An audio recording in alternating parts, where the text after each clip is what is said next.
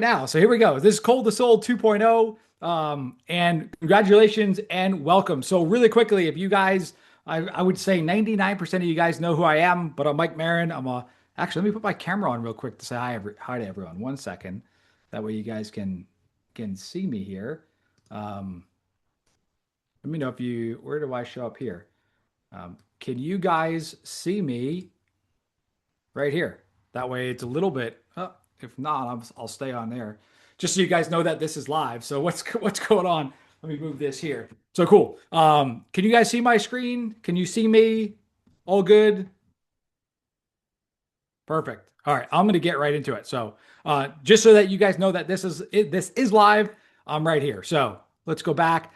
Screen is being shared. Thank you so much for the congratulations. So, like I said, we're just going to do Cold2Sold 2.0, and we're going to do it live here right now. So, like I said, really quickly, I'm Mike Marin, marketing strategist, copywriter, entrepreneur. I was a mechanical engineer who hated his 9 to 5, turned into seven-figure marketer. I have treated client acquisition like an engineering problem, and I have solved it. So for the past 15 years, I've been helping clients use online marketing to attract more clients to their business. I've worked behind the scenes with some of the largest coaches, consulting companies, people like Tom Orant, Alex Jeffries, who we took his company to the Inc. 5000 list. I was part of that team. And what I'm going to teach you tonight is what I use to start a brand new agency and go from zero to $50,000 a month in recurring revenue using only cold email. And that agency then went on to become a seven-figure agency. At one time, according to Allergan said, who owns Cool Sculpting, that was my main niche, if you guys don't know.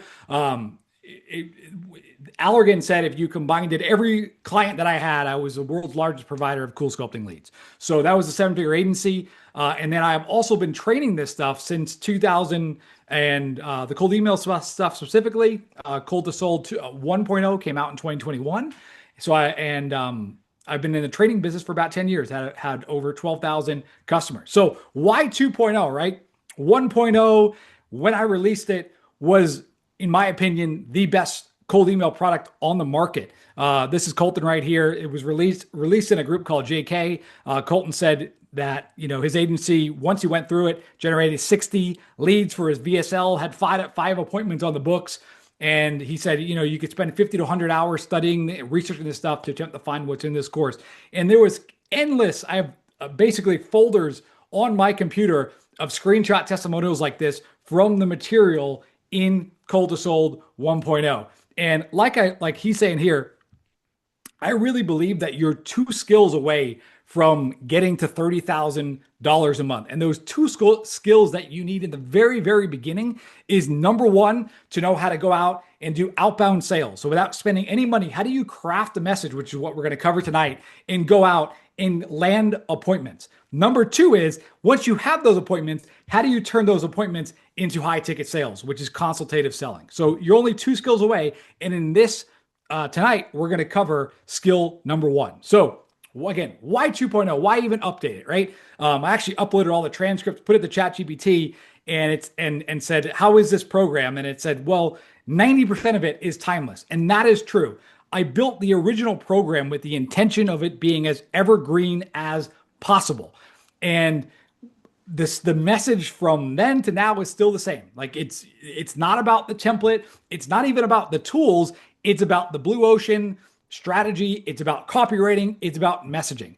But from 2021 till today, the tactics, the tools, and the deliverability and infrastructure has changed a lot. So that is what we're going to update. So few ground rules, right? Number one, some of the things that we're going to cover tonight, you may have heard before. That's a good thing, right? But it might not have landed the first time you heard it, and timing matters. So this could be finally the moment that it clicks, because there is going to be a review from Cold2Sold 1.0. So again, approach it again with a new perspective this time and write down what you're going to do to take action. Number two is, I have a lot to cover. The first Cold2Sold 1.0 was 3 hours. So I'm going to try to get this done in less than 3 hours today.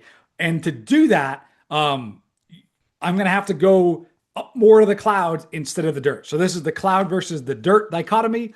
I could easily spend, hours walking you through boring stuff, how to warm up emails for out, but that honestly wouldn't be the best use of our time and it wouldn't be the best use of your time. So everyone here is expected to have a certain level of figure it out, right?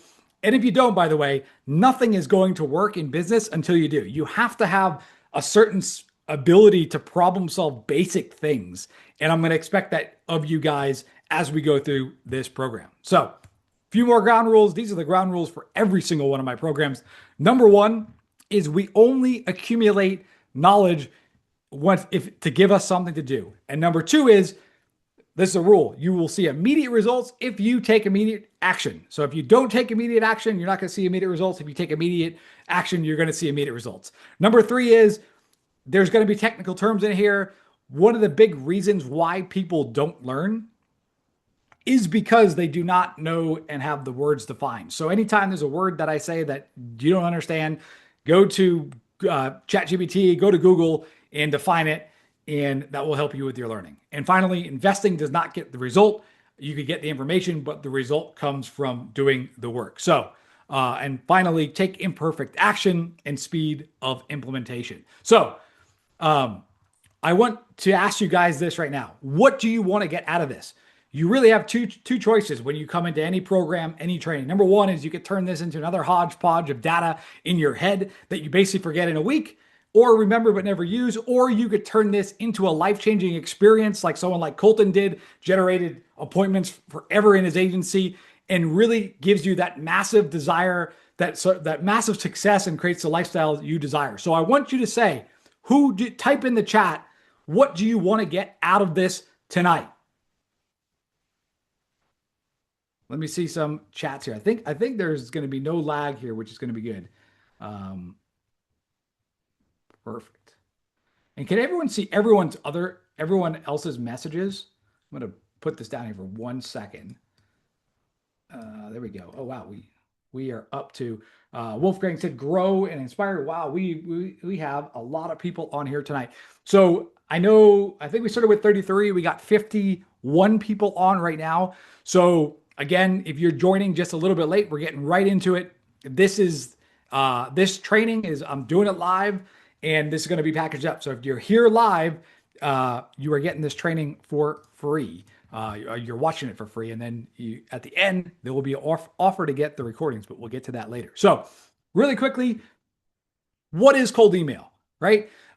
It's sending an email to somebody who doesn't know you. And really, it is outbound sales 101. So you are initiating contact with a potential customer with the assumption that they may be encountering a challenge that your product or service has the potential to solve. And traditionally, back in the day, that's been walking door to door, and that's been cold calling, and then came the internet. And with the internet, there's been a lot of myths around cold email. So we're just going to quickly clear them up before we get into it. So number one myth that people say is that it's spam. Many people believe that it's a low-level way to get clients, and you will realize as we go through this, it's actually the opposite. Number two is it makes you look desperate. Cold email, when done right, does not make you look desperate. Many of my best clients have come through cold email, and if you go to the Silicon Valley area, you will notice that this is their favorite way to go out and drum up business. So it is like PayPal was built like that. Salesforce.com was built on outbound cold email run by Aaron Ross. So it is absolutely a myth. Myth number three is people hate you. People will not hate you. If you have the right message that solves your prospect's problems, they will not hate you. They will love you. You will get responses to cold emails of where have you been my entire life? And that is, again, if you do the messaging right. Also, really quickly, the law does not make cold emailing illegal, right? So cam spam was created to protect the consumers from companies who are not honoring their opt-out requests. So as long as you honor the opt-out request, then you are within the law. And also there's GDRP, which is very, very similar to cam spam. And I would really recommend Googling the Cam Spam Act and knowing the law so that you don't get yourself in trouble, because you can be doing this B2B, even you read this and you'll be out of trouble. And then obviously the GDPR rules, if you're in anywhere in Europe, please read through those rules. all the lawyer stuff, I'm not responsible. If you're in Canada or Australia, all these tactics can still be used. You just do it through DMs or through LinkedIn or other various forms. So again, why cold email? Why cold outreach? It works. Salesforce.com was built to 100 million in recurring revenue using just cold emails, and Elon Musk used cold emails to build PayPal. And like I said before, it is the best way to bootstrap a business. Cold email is cheap. I used to say it was like free gambling. It has got a bit more expensive to send out the proper amount of volume, which we're going to cover. I'm going to show you how to get your emails delivered in 2026, what that setup should be. But cold email still, compared to paid ads, compared to waiting and doing content marketing, and if you just look at all the different lead gen sources, it is still relatively cheap. So it's perfect if you're bootstrapping. And it also has precision targeting. It allows you to pick out a target that you know has your problem that you can solve and send a direct message to them. And it's more leverage than cold calling, right? So it is, in my opinion, the best go-to market. It's the reason why if you go to Silicon Valley, which I consider the startup capital of the world, it is the number one strategy for taking a brand new business and going to market. And really, there's always two options when it comes to getting clients. There's hunting and there's attracting, right? Hunting, which is active pursuit. This is very good if you're just starting out. It's what I recommend if you're just starting out, which is what we're going to cover tonight. Cold outreach, cold calling, direct mail, going directly at your target. And then there's attraction, which is my preference, but this takes time. So this is publishing digital courses. This is doing writing books. This is newsletter articles. This is speaking, doing webinars like I'm doing right now. This is my preferred way because it allows people to come to you and you could build a herd. This is something that I cover inside of my higher level programs like the formula, how to do attraction-based client attraction. So, but tonight it's all about hunting. So this was the original Cold2Sold 1.0, which was number one, you select a hunting niche. Number two, you gather and enrich cold email data. Number three, you clean and verify that data. Number four, you do some cold email copywriting manually. Then you do your email delivery system. You follow up and set appointments. You create your phone scripts and you close like a boss, and then you have money in the bank. This right here is the new Cold2Sold, which is number one, still the same. We select your hunting niche. Number two is we create your core sales narrative because, again, everything is the message. If there's one thing that I've learned from teaching over 500 people this process, it's that you got to have your messaging dialed in. It's super, super important. I'm going to show you how to create your core sales narrative with AI. Then we go to number three, which is gather, enrich, and verify cold outreach data. Number four is we do AI cold email copywriting, which we're going to cover tonight, and how to create your sales assets using AI. Then we go to your outreach delivery system, follow up and set appointments is still the same, and then phone scripts and closing like a boss. So really quick, here are two quick case studies that we're going to break down throughout. This first one was using the 1.0 version, which is how I landed 10 clients in 23 days without spending a dime on advertising or cold calling in a brand new niche without any proof, and how you can do. So I wanted to go through this so that you see how evergreen these principles are. So there's three types of leads. I break them up into seeds, nets, and spears, right? So spears are, you're going to go out, you're going to spear the market. You're going to, these are your targeted outbound. You have your seeds, which is your SEO, your referrals, your published expert content. You're going to put out material that's going to attract people in. And then you got your classic marketing net programs, which is you're going to put out content. You're going to do list building, email marketing, pay-per-click, Facebook ads, right? So I chose this because when I ran this campaign, I was around $60,000 in credit card debt and needed to make money fast. I couldn't wait for attraction marketing at this point. So we go here to the Dan Kennedy results marketing triangle, the media, which is to get marketing right, you need the right message to the right market via the right media. So the media that I chose was cold email. The market I chose was loan officers because I knew that when a loan officer closes a loan on a house, that's anywhere between a $5,000-$6,000 commission, depending on, or even more or less, depending on the size of the house. But I knew that was enough margin for me to sell them leads. So this was the 7 steps. select the hunting niche.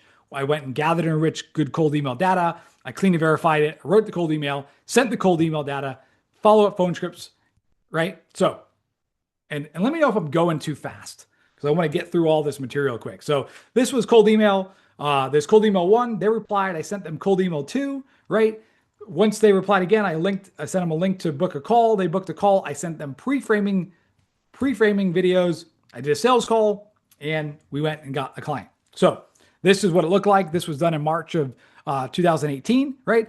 I sent 5,836 prospects, 5,223 were sent, 41.8% open, 26% reply.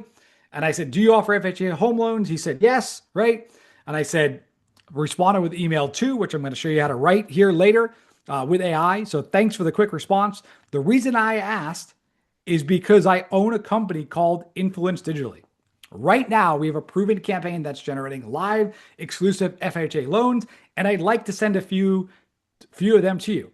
Listen, if you bought leads in the past, here's why this hasn't been good for you. They're most likely shared leads sold to big banks with call centers. How can you compete with that? Or even fake leads generated with deceptive marketing to win a trip to Vegas. We are different because we use multi-channel marketing to generate leads exclusively for you.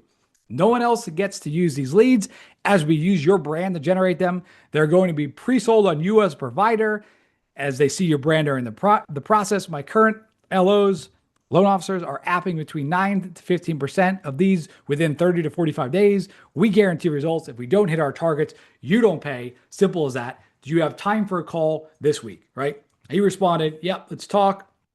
These are more people responding. This is my response to Ron. Hey, I could do 3 p.m. Here's a link for my calendar if that doesn't work. I then sent 2 pre-framing emails, which were basically getting more sales assets out. So just wanted to confirm our call. Definitely look forward to chatting with you about partnering up. Even though our call will be quick, we'll cover everything about how it works, getting started. Not to let the cat out of the bag, but this will be an interview of sorts. Don't worry, we're actually interviewing each other. So what I'm doing here is I'm trying to flip that frame, which is what you always want to do when you go cold, right? So it's more of a takeaway sale, which is how all sales should be. To protect your referrals we send, we simply need to make sure you can handle the extra volume and that your follow-up and your customer service is a good fit. You also learn about us and how we work to see if our service is a good fit. Looking forward to speaking with you. Cheers, Mike, right? Sent another email then before. This was the morning of. Hey, basically I just wanted to get a little more info before our call. Any time you could give them sales assets, answer questions, and send them stuff like this, it's going to make closing the sale easier, right? And we're going to cover later how to create these sales assets. So I want to make sure that to share some samples of our most common referral types. I've included them at the bottom of the email. So I included just a sample of what a lead would look like. So first, I want you to notice that you don't receive just a name and email. All our referrals come with multi-forms questions when they send in their info. This has proven to increase the quality of each referral. And with the increased quality, this translates to higher app and close rates for our partners. Another huge benefit of getting live, real-time, exclusive referrals is that it gives you leverage with your real estate partners. When working with a referral partner in a specific location, we do not work with anyone else. This means you will own your location exclusively. This puts you in a great position to have, refer, or sell business as you prefer. And I keep going on. So you get the point, right? I got on the phone, closed him for a trial for $800. This was another $1,500. The results of this campaign, 1.0, I was trying to land a client for $1,500 a month, 50 leads for $30 a lead. I sent 5,732 cold emails, 2,386 open, 1,403 replied, 1,206 replied to cold email 2. I spoke with 38 loan officers, signed up 10 clients with an average profit per client of $1,000 per month. When I went back, looked at the books for that month, that activity, that was a $30,000 profit month from this campaign right here. So that was 1.0. This is 2.0. This is how I brought in $60,450 in 77 days without spending a dime on advertising or cold calling, again, in a brand new niche without any proof. So we select the hunting niche. We create the core sales narrative. We created did the cold email copywriting, gathered and enriched the data, outreach, follow-up, phone trip, money in the bank. So this time, again, these 7 steps are right here. The hunting niche I chose, again, was Neograph. The reason I chose this, which we're going to explain in the how to pick a niche module, was because of the margins and because I knew a lot of other marketers weren't attacking such a specific niche, right? They might be doing hair transplants. I went down to the actual brand of Neograph. The core sales narrative, this is something that I wrote out before when I'll show you the example, which is you always want to answer these questions, which is what is the problem? Who has the problem? What are the costs associated with the problem? How do people currently solve this problem? And how do those solutions fall down, AKA the old plan? What has changed or what's different now that enables this new solution? How does that new solution work? And how do you know it's better with proof, both quantitatively and qualitatively, right? So again, we're gonna dig deep on exactly what a sales narrative is a little bit later. But this is so I created the sales narrative and answered these questions. I then went here. This is a directory. I right there you can see find provider. And if you type in find provider, it'll put in any zip code. When you see a directory like that, where you can just put any zip code and you know there's a big directory of all the people that do this behind it, you can hire people to go and get the information of all those businesses. So that's exactly what I did. I went on to Upwork here. This is my exact job posting. I said, looking for someone to gather all the data of Neograph providers in the USA from www.neograph.com, find provider, and create a spreadsheet with the following data, right? Again, this was the actual post here. They came back. Here's all the Neograph leads. I put the job out for $100. I tipped them $10 because I'm a nice guy. It was $110. I got the leads. Then I went and created these assets. I created a VSL based off of the sales narrative. I created the audit script. I created the planning script. And I created the initial email, which you can see here. And basically the simple campaign was cold email to get them to book a call. If they watch the video, then perfect. If not, if they book the call, I would say, hey, watch this video before we jump on this first call. If they hadn't watched it after the first call, I'd make them watch the video here. But this is a sales asset. I wanted all of them watching that education-based marketing video to do the selling for me. So this was the actual email, which I'm going to show you how to write later. But this is, can you handle 5 to 10 new Neograph patients each month? If yes, I think you'll like the video I made you. They would click that. They would go watch the video. This video shows you how to generate an extra 5 to 10 new Neograph cases each month, like clockwork, without relying on referrals or risky advertising that never seems to work. And right there it says, have a great day, Mike Marin. Always put your phone number there so they could ring you. Again, this is not for everyone.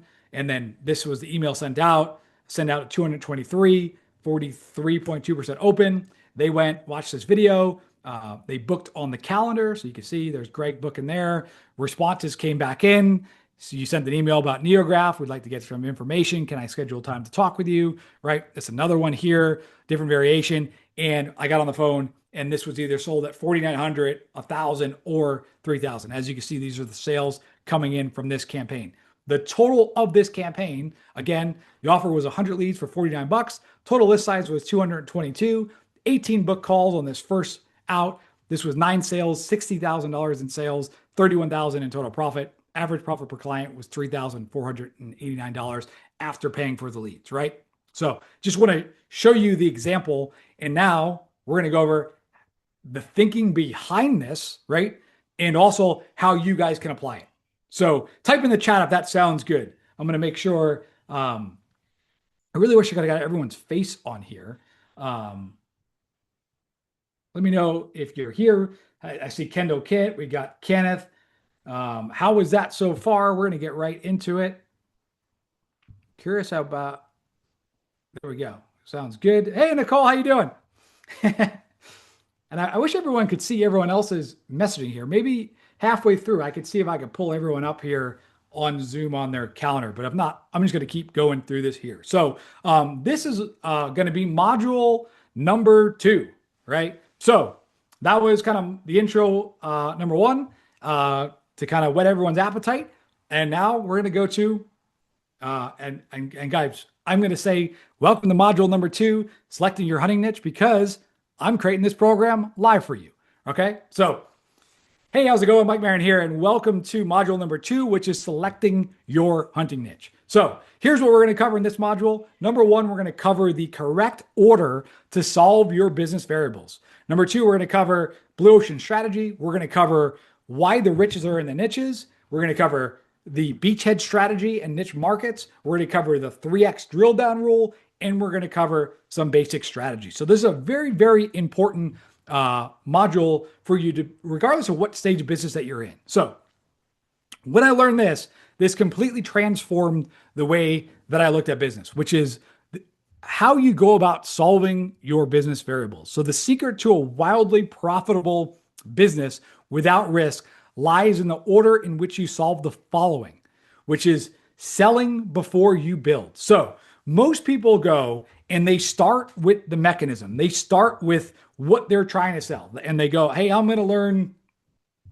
SEO. I'm going to learn Facebook ads. I'm going to learn something, right? And then they go out and they try to find a niche for it, right? And it's really backwards thinking. The right way is to think what niche, what problem, then what's the outcome that you're going to deliver? What's the transformation that they actually want?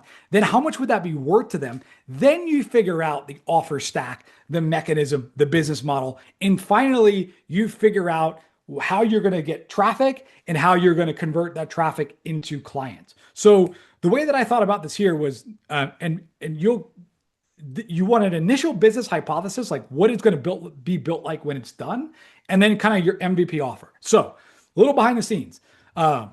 I chose NeoGraft. Really, the market I was going after was med spas and hair restoration as well. And I know that the outcome that they want is 5 to 10 new NeoGraft patients per month. And I really wanted to charge, when all said and done, was create something that would solve all their problems and charge $15,000 for it. And it'd be very, very leveraged for them. Now, $15,000, that's $5,000 by 3 months.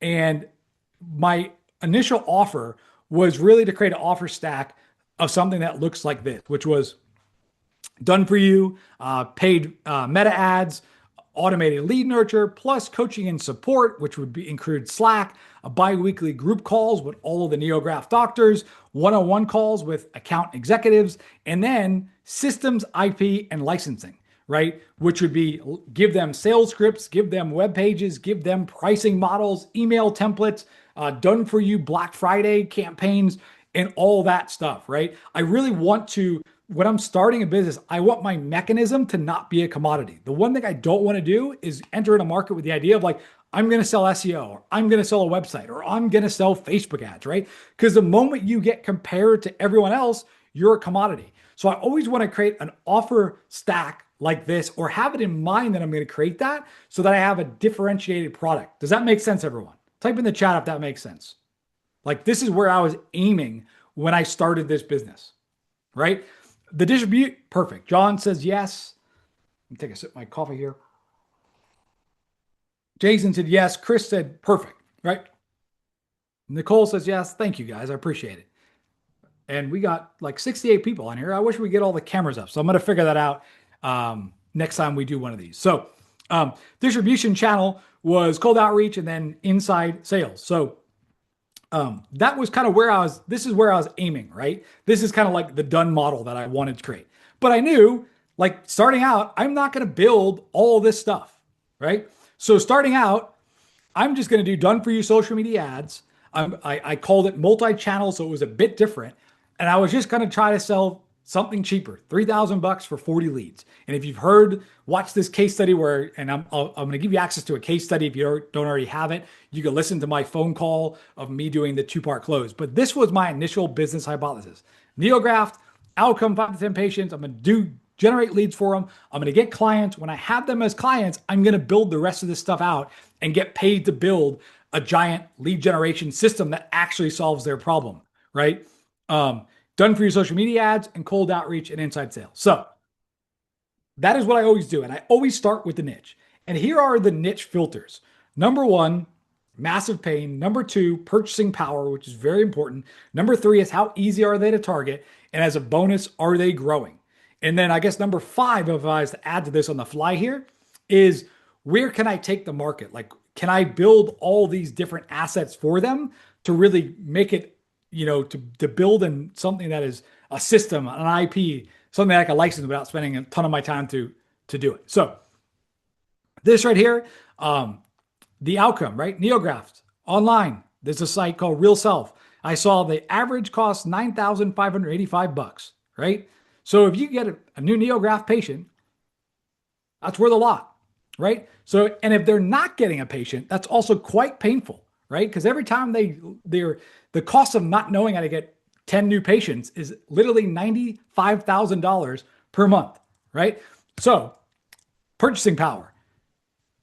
Average annual medical spa revenue is 1.9 million, right? This is a perfect niche for doing marketing services. I don't understand how people do marketing services for businesses that do less than 500,000 in revenue because there's not enough money to get. So really your starting point is a business that is doing at least $1 million. 1 to 5 million is actually the perfect price point for doing the kind of stuff that we do. So again, med spas, NeoGraph, med spas do NeoGraph. That to me is perfect. If you look here, the U.S. Small Business Administration recommends that the average small business with revenues of less than 5 million should allocate 7 to 8% of their revenues in marketing costs. So you always should do some back of the napkin math. 1.9 million times 7%, that's 138,000. Divide that by 12, that's about 11,566 bucks per month, right? Which they should be spending on marketing, right? So my aim is to take part of that budget. You can only get what people have, right? Does anyone know who's been through my stuff before how Netflix, how they decide what they're going to charge? Does anyone know that? Type in the comments. And I wish everyone could see everyone's comments. So how do I, is there settings here? Optimize. If anyone is a Zoom webinar expert and knows how to make it so that everyone can see everyone's chat, that would be awesome. Attendees can chat with everyone. I think I just changed the setting. Can you guys post in the chat and see if you can see? Can you see this? That worked. Can you guys see the rest of the chat now? Perfect. You guys can see everyone else's chat. Perfect. And then I'll try to figure out how to get the hello, what's up, Sam? Try to get this a bit more interactive. Again, and first time using Zoom webinar in probably 5-6 years. So again, and I think we had someone who had the right answer. Neil Anderson, who is part of APAC, said 10% of Social Security income, he cheated. Yeah. So what they do is they take your Social Security income and whatever that is, that's the lowest common denominator of an American citizen is what is someone on Social Security. And 1% of that is always the monthly price of Netflix. They're pricing off percentages, and you should do the same in your business. This is what the big tech companies do. So, right, that's purchasing power. Number 2 is, are they easy to target? So many people pick niches that are so hard to find, right? I like directories, meaning can you find a directory of them? This is a directory, find provider. There's like, you go to Invisalign. Can you find provider, right? Are they on LinkedIn? Or can you quickly find them off Google Maps? Can you buy the data easily? Can you scrape it easily? Is it easy to manually hunt the data, right? I want something that's relatively easy to target because I don't want to, if I'm testing a new business hypothesis, I don't want to spend 5-6 months onesie twosie grabbing all the people in the market. This should be like a day project or hire it off on Upwork within a day, right? So finding a beachhead market, right? This is very, very important. So story of, and this is like, so many people don't get this, but when the Allies, when we went back, Hitler, he conquered all of Europe, right? And then the Allies went to get it back. And we realized we needed to just get a beachhead, which was Normandy, right? We knew if we could take the beach on Normandy, we could eventually take all of Europe back over. And that's really what a beachhead niche is. And the most successful companies do this, right? If you look at Amazon, they were going to go after everyone, but they didn't start with everyone. They started with books, right? And they nailed books down. Once they had books, They expanded to CDs, then to toys, then to electronics, then to everyone. I should have quizzed you guys on this, but Facebook started just Harvard, then just Ivy League. And then I was one of the first ones to get it because I went to UMass Amherst and we were Northeast College. So all the Northeast colleges, then all the colleges, then everyone. PayPal did the same thing. So in any time that I'm always looking where I can win, right? And Neograph to me was a beachhead market because I could take that little market, then I could expand to hair restoration, and then I could expand to med spas, which is eventually what I've done. So niche markets, right? You always want to select something very niche, and this will narrow your focus. The more narrow it is, the easier it is for you to be the number one guy in your category. So, and the more narrow it is, the more you will directly speak to the market, right? And they'll say, that's for me. This is if you don't do this, you're competing against everyone else. Do you guys understand this? All right. It also allows you to charge more because you're a specialist. And like I said, it is the law of the specialist. Now, the more niche, the better. And you could always drill out, right? So I call this my 3X drill down rule. You go niche to sub-niche to hyper-targeted sub-niche, and there you go. So obscure niches. And I always ask, what are the highest paying products or services, right? Because it's just as easy to sell something for 500 as it is for 5,000. And it's more about who you're selling to rather than how good you like. So that's that. All right. So here's an example. Med spas, market I wanted to attack, went down the hair loss procedures, down the Neograph. You have the market, sub-market, niche. This would be another example. You have internet marketing, market, sub ads, Facebook, niche, Facebook ads for gym. You could also do med spa, which you'll see. I did all of that. I did sculpture, Vanquish, all those markets of basically like fat reduction down to cool sculpting. All right. So does this make sense? And really what you're trying to do is you're trying to find a little corner that you could call a blue ocean where you're not competing against everyone else. Does that make sense? Type in the comments if this makes sense, this whole strategy, and it kind of reframe that all the best companies in the world are using this strategy. Kyle says, yes, beautiful, beautiful. All right. So the biggest thing people do though, is they say, but Mike, I don't want to limit myself. I don't want to limit myself to just being the Neograph guy or just doing that. Well, this is one of my favorite case studies, which is a company called WeShootCans.com, right? So you think if you're going to get your can shot, this is who you go to? All they do is shoot cans. They also have this site, WeShootBottles.com. And it is actually this company here called Red Photography, right? So in any business you have, I always think you should have this concept where you have like a general website, but then you put on what I call your specialist uniform and you attack very specific segments of the market. So I had a Neograph site specifically for Neograph. I had a cool sculpting site specifically for cool sculpting. And every time I showed up for loan officers, specifically for that, every time I showed up, I wore that specialist uniform.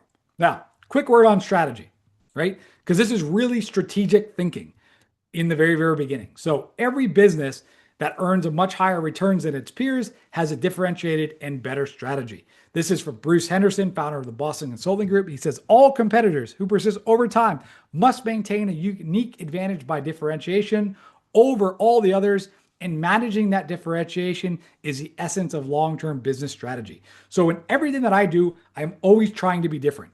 And what and now teaching this and also making this mistake myself, I have seen most people do this, which is what I call the 6 hot dog stand, right? So you got Sal's Sausages, Frank's, Pizza Plenty, Hot Dog Haven, and Wienerworks. And what most people do is they go and they open the 6 hot dog stand. When in reality, that is not the right move. It should be a burger stand. It could be a pizza stand. It could be still food, but it has to be different, right? There's a group, and it's funny to watch it. And some of you guys will know what group I'm talking about, but it's like a rank and rent program. And in the program, like when you're sold into it, the example is the tree niche. And that's what the successful guy who's selling it shows. And guess what niche? Type in the comments. Guess what niche? Almost 90% of the students, although it's taught, Be different. Choose an obscure niche. Guess what niche 90% of the students choose when entering in that program? Tree niche. Yeah, exactly. They all choose the tree niche, right? So please remember the 6 hot dog stand. And like Warren Buffett says, first come the innovators, then come the imitators, and then come the idiots. We really don't want to be the idiot in what we're doing, and we want to be different. And the other thing you want to think about is what is the sophistication of your market? So there's 5 stages, and this comes from this book over here, which, by the way, these are the 3 strategy resources that you guys should read and reread and reread. If you're under 7 figures, you should be reading these over and over again. Blue Ocean Strategy, 22 Immutable Laws of Marketing, and Breakthrough Advertising by Eugene Schwartz, because this is going to show you how to find places where you can actually win, right? So stage 1 is the pioneer. You're first. You could simply be direct and clear. Like if you were the first guy to build a website, all you need to say is, I can build websites, right? Stage 2 is competitive. Like competitors that enter, and you got to enlarge the claim, right? So the first guy that saw weight loss was like, hey, lose weight. Second guy, you got to enlarge the claim, lose up to 47 pounds. We'll build you a website in over a weekend, right? Stage 3 is retentive. The claim has lost its power, and you have to introduce a mechanism, how the product works to make the old claim believable again. This is an example of a supplement which just floats fat right out of your body. That's the mechanism of how it works, right? When you look around and we look at weight loss, right? Every now and then we'll see a new mechanism, like the keto. That was very popular, a new mechanism to lose weight. The Atkins diet was a new mechanism to lose weight. It's the same thing for what we're doing. Stage 4, you elaborate the mechanism. Competitors copy the mechanism. You must elaborate and enlarge. And then stage 5 is you circle back around, and the market's tired of claims and mechanisms, and you focus on the identification or the prospect, who the prospect is and not what the product does. Most markets are in stage 3 or 4. So most of what we're going to be doing is figuring out different mechanisms. If you looked, the first case study, right, everyone was selling Facebook ads. I knew, and they were enlarging Facebook ads. So I was like, I'm going to switch it to multi-channel marketing. And I also put a guarantee on it, right? So I enlarged the claim with a guarantee, and I also made the mechanism different. If you went to do that today, it wouldn't work because a lot of people have done multi-channel marketing, right? So you got to change that mechanism again. And that's where you got to be a bit creative as an entrepreneur, right? So here's some strategy resources. And then finally, some bonus niche questions. Who do you want to work with? That's a good question because you don't want to work with people that you don't like. Who do you want to be a hero to, right? The second question is, what group of clients would be most likely to get the most value from the problem you solve? So if you do SEO, who's that going to be? If you do Facebook ads, who's that going to be? If you do copywriting like I do, who's that going to be, right? And the magic question is, if you could only get paid after your clients got the result, who would you choose to work with? So I asked this very question of my business. And for me, it was businesses that are doing over $1 million a year. If I could only work with them, that's it, right? That's why I chose the med spa niche. That is why I've always been in the information marketing business. That's why I've always helped people like Alex Jeffries and Tom Moran and the Dan Kleins of the world, right? Those were information marketing businesses that were all doing over 7 figures. And I came in as the copywriter. And some of you guys know because I did speaking through their groups, right? So does anyone have any questions on choosing a niche? I'm going to see if I get everyone on here. Wow. We still got 67 people on here. So we're not losing anyone. How do I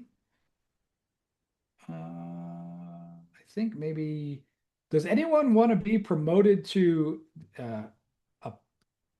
anyone have any questions? And we could see Travis on here, Tosh. Sam, maybe we'll put some people on here towards the very end because I think 68 people we got 67. It's going to be a lot. I can help you if I need it. Perfect. All right, cool guys. I think I don't know what panelist means. Does panelist mean you're like you can hijack this from me? Because I don't know if I'd like that. So we'll do this later towards the end. So that is module number 1.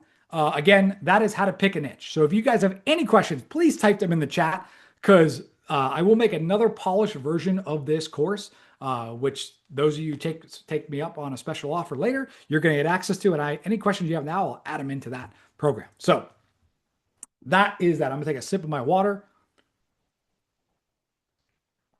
We're gonna keep rock and rolling. So, welcome back. This is module, I think it's number 3 now. And in this module, we're going to create your core sales narrative. So just if I pull out here, we finished module 1. We're going to go through all 7 steps tonight. So if we pop up here, we just picked that. Now we're going to go how to create your core sales narrative. So let me pop down here and we'll get into this. This is going to change your guys' life if you're not doing and creating this before you start. So what is a core sales narrative? It's a simple story that logically makes your sales argument. So it's what is the problem? Who has the problem? What are the costs associated with the problem? How do people currently solve this problem? And how do the solutions fall down, right? AKA what I call the old plan.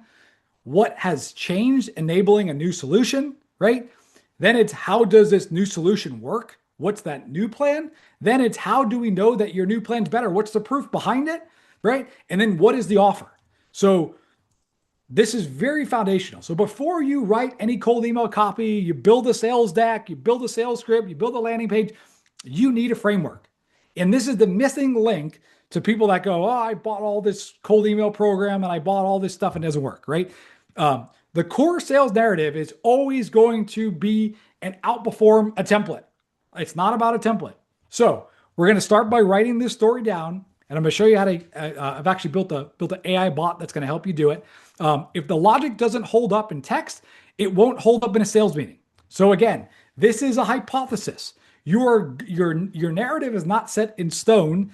It evolves as it meets the market and as the market changes. So I've had sales hypothesis that, 100 leads guaranteed. Eventually that stopped working because so many people copied me. And then I changed my sales narrative to I'm the only person who guarantees inbound phone calls and a bunch of other things, right? So it's going to change. So we want to start with what is the problem? So the goal is to identify the business pain that you're going to solve as crisply as possible. So the test is, can you ask a prospect, have you encountered this? And get an immediate yes. So do you, like for Salesforce.com, it could be, do you have B2B sales reps that drop the balls on follow-up? For a recruiting company, hey, is technical recruiting, is it hard and slow, right? Hey, do you find it hard to hire agencies and grow your med spa? Do you find it hard? Is it tough relying just on referrals, right? I'll show you mine in a second. Then you got who has the problem. So you want to identify the stakeholders, who owns it, right? And I always like the BANT, which is budget, can they afford it? Authority, can they make decisions? Need, do they actually need what you're selling? And timing, are they ready to buy soon, right? Then you want to figure out what's the cost of the problem. And you want to quantify that pain. What's the hard cost? It could be wasted ad spend, storage costs, headcount, right? Then you have your soft ROI, which is, missing 10 patients a month. What does that equal? 1.2 million in lost revenue. Then you have your directional costs, like what's it cost them in agility, speed, morale of their company, right? Then next, you're going to have your current solutions and why they fail, right? So it could be there's no solution. It could be that the process they use is very manual labor intensive. It could be they're hiring services, agencies, consultants, competitors, all that. I'm going to show you how this all ties in in a second. Then there's going to be what's changed, right? Why now, right? What's the catalyst in the world that makes this new solution possible? And you'll see in mine was big data allows for granular targeting, right? It could be AIs come out on the scene. That works right now, right? It could be cloud storage is dropped. Let me pop here. And the logic of this is you want to show and render the old solutions obsolete. Then you're going to have how does your new solution work? The new plan, right? The bridge. Here's the 5 steps. You want to have the nuts and bolts and explain it, right? And then for clarity, you avoid buzzwords, use analogies if necessary. And then you got your proof, like your quantitative. It's 100 leads guaranteed. We do this 50% faster. You're going to have number 1 rankings on Google. Here's an example. Then you have your qualitative, which is user interface requires zero chaining. Customer says it changes their daily workflow. And you got your logic, your testimonials, your case studies, and all the different proof elements we're going to talk about. Then you got your pricing strategy, which we should always price off of value. So I'm going to tie it in and show you how it makes sense. So what we're going to do is we're going to put it all together. We're going to draft your narrative. We're going to write out the answer to these 7 questions. We're going to make it specific so we can go out and test it. Then once you build that narrative, we're going to use that narrative to build your sales decks, your cold emails, your website copy, everything.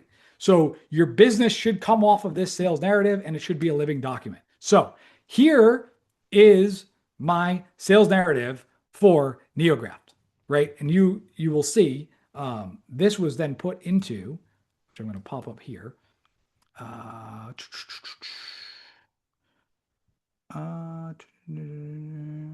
course, like the pop back here. So, and then I should be able to get this up. So this was the NeoGraft case study slides, right? Which was how to generate an extra 5 to 10 new NeoGraft patients per month. Big question is, despite your efforts, why is your office not growing as fast? Here's the marketing tech, and then here's what other marketing agencies do. Before I created this, I roughly put out this sales narrative, which was, what is the problem, right? Growing a medical practice today is incredibly difficult in today's environment. As a NeoGraft provider, you are an expert at delivering a first-class service and patient results, but acquiring those patients is a different beast entirely. The marketing landscape has exploded in complexity, from SEO to PPC to social media and big data, creating massive marketing confusion. Because of this, practice owners often end up paralyzed or spending money on channels that don't talk to one another, resulting in slow growth and the inability to dominate a market. All right, we'll go to the next slide. Who has the problem? This problem specifically affects NeoGraft providers and aesthetic practice owners who have the operational capacity to handle more patients, but lack the marketing mechanisms to fill that capacity. These are practitioners who are skilled at sales and service, but are bogged down by the complexity of managing patient acquisition. What are the costs? The costs are severe, ranging from wasted cash and massive missed opportunities. The hard costs. The most painful is the cost of revenue that you aren't making. What I do there, that you aren't making. If a single NeoGraft procedure is valued at conservatively $6,000 to $10,000, missing out on 5 to 10 new patients a month means that you're leaving $30,000 to $100,000 in monthly revenue on the table. Over a year, that's $360,000 to $1.2 million in top line revenue. Wasted marketing budget. 90% of marketing budgets are wasted on fluff marketing that focuses on vanity metrics like likes, impressions, brand awareness.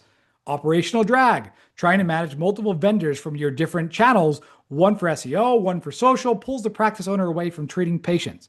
Revenue instability, relying on the feast and famine cycle in unpredictable revenue months, preventing the practice from making confident investments or expanding, right? Next slide. How do people currently solve this problem? And how do the solutions follow down? Most practices currently rely on 2 main paths. Hope marketing, referrals. Mainly they rely on referrals. While high quality, they are the least controllable source of leads. Generalist marketing agencies. Practice outsourced to agencies that charge high retainers plus ad spend. These agencies often do not have skin in the game. They get paid whether the campaign works or not. Worse, they often use the client's budget to test unproven campaigns, which meaning they pay for the agency's learning curve, right? Are you guys following this, right? How does the new solution work? Influence digitally utilizes multi-channel patient acquisition.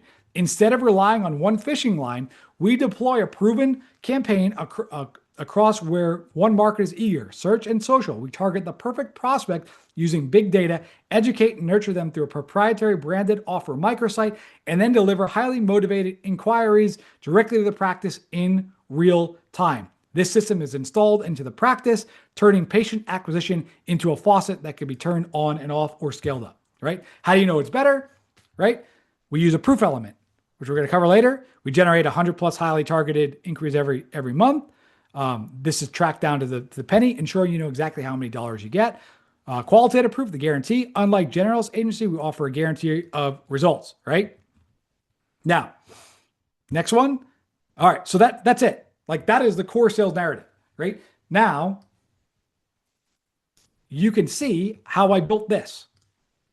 How to generate 5 to 10 new NeoGraft patients each month like clockwork without relying on referrals or risky advertising campaigns that never seem to work. The big question, despite your best efforts, why is your office not growing as fast as you would like, right? I show the marketing landscape.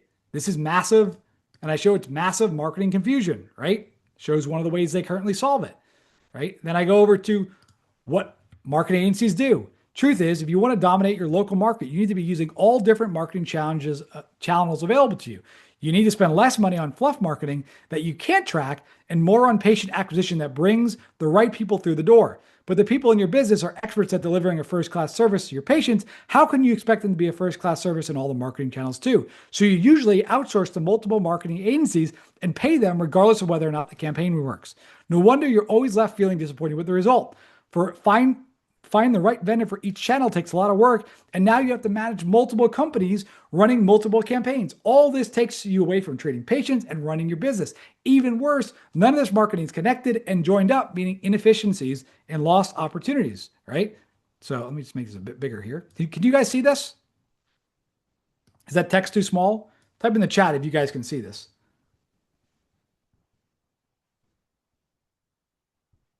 Okay, perfect. Then I go over to this. Is this making sense? You guys following this? Is this good? Gold? All right, perfect. The big fat marketing lie, right? Despite what marketing companies tell you, over 90% of your marketing budget is wasted. Where did that come from, right? Come from then the dangers of relying on referrals, right? Referrals are your best source, but they're least controllable, right? Then I go over the new solution, right? Then I cover the solution and how it works and why it's better. Then the two-step process, new patients on demand. Here's why we're different, what the other solutions are, why our approach is unique, right? And I cover all this and then they book a call. But this all comes from the sales narrative, right? So hopefully you guys can see this was all done before I created the script. Now, this is really cool. You guys are going to love this. So this is if I can click on this, I should be able to click. Maybe I'm going to go here. There we go. So this is going to pop you over here. This is a prompt that you can use to create your own sales narrative. So what you're going to do is, if you have ChatGPT or anything like that, we're going to pop a new chat. And I'm going to bring this over. So this is the prompt right here. You're going to take this prompt, right? And I'm going to control copy, grab that whole prompt. We're going to go to good old ChatGPT here, and we're going to paste this in. Right? So it's going to read this, got it, right? And what you're going to do is you're going to answer these questions. What specific business pain are you solving, right? So let's just do this. I am solving getting clients for cool sculpting clinics. All right. It's going to come back and it's going to give us some stuff here. So I'm going to say the lead quality from lead form ads is low. They get no shows and ghosting. Front desk has to smile and dial. Leads and are overwhelmed, right? Now that's going to go here. Perfect. Who has the problem? And I'm going to say the owner. Good. The buyer's clear. Solo med spa owner, right? And it's going to clarify for you, which is really cool. You guys seeing this, right? And then great, we're locking this in. And then it's going to be the cost, right? So it's always going to give you some stuff here. Real cost, right? So I just say all these. It's great. And we're going to keep rocking through. Perfect. That gives us the right buckets. Pick one or two of the following. Monthly ad spend, number of ghosts, value. So let's just say these. And by the way, when you use this prompt, you can say, answer it for me. You are a expert direct response guy, right? So there, got it. Answered the sharpest way. And then right here, you could we're going to go through this quick, but when it's your own business, you'll know more. Answer it for me.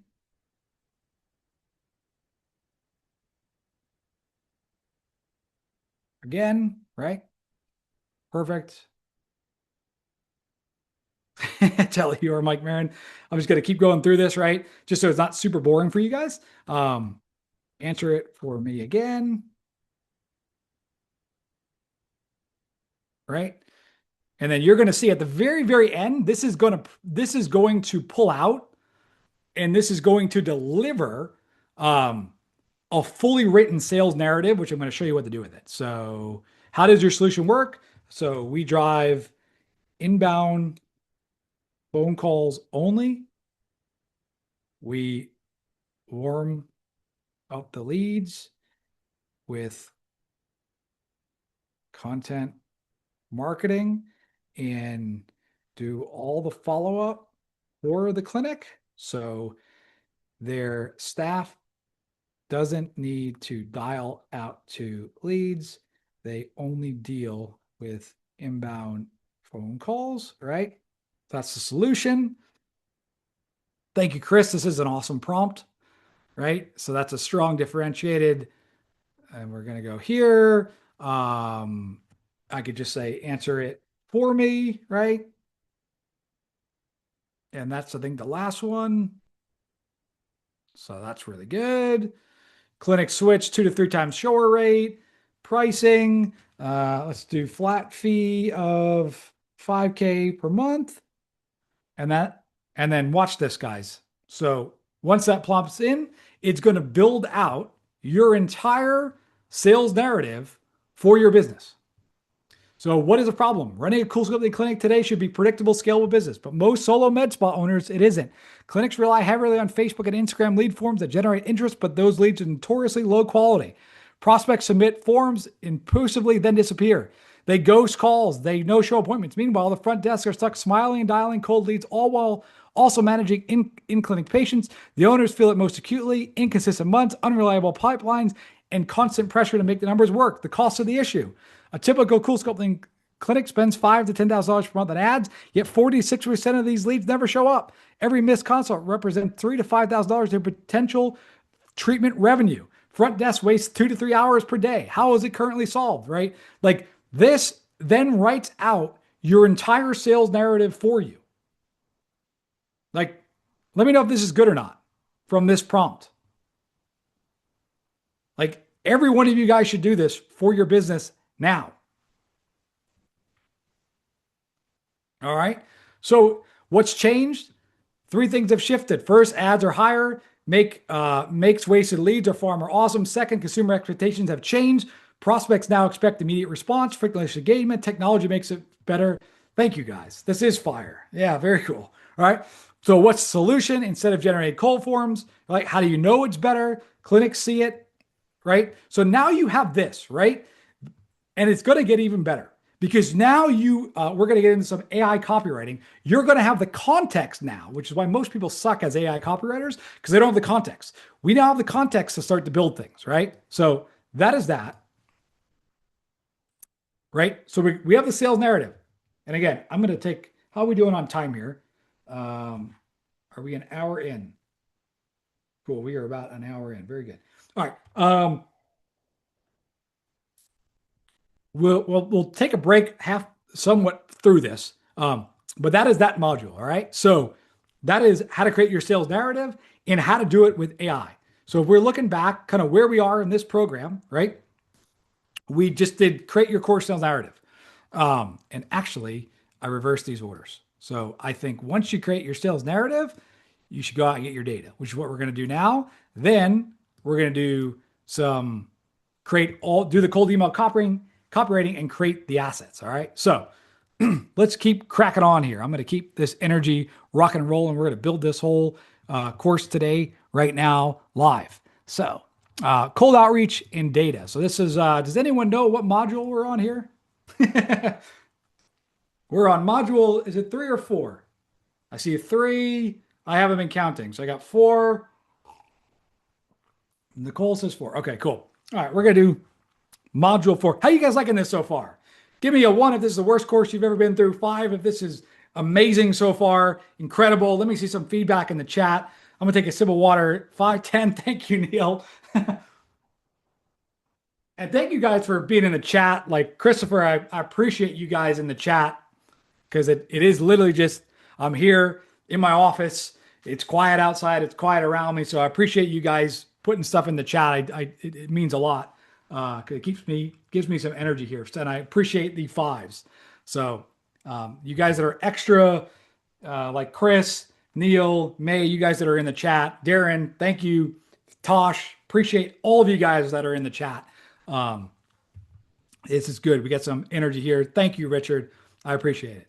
5. Thank you, Nicole. So cool. So we're on module number 4. All right, cool.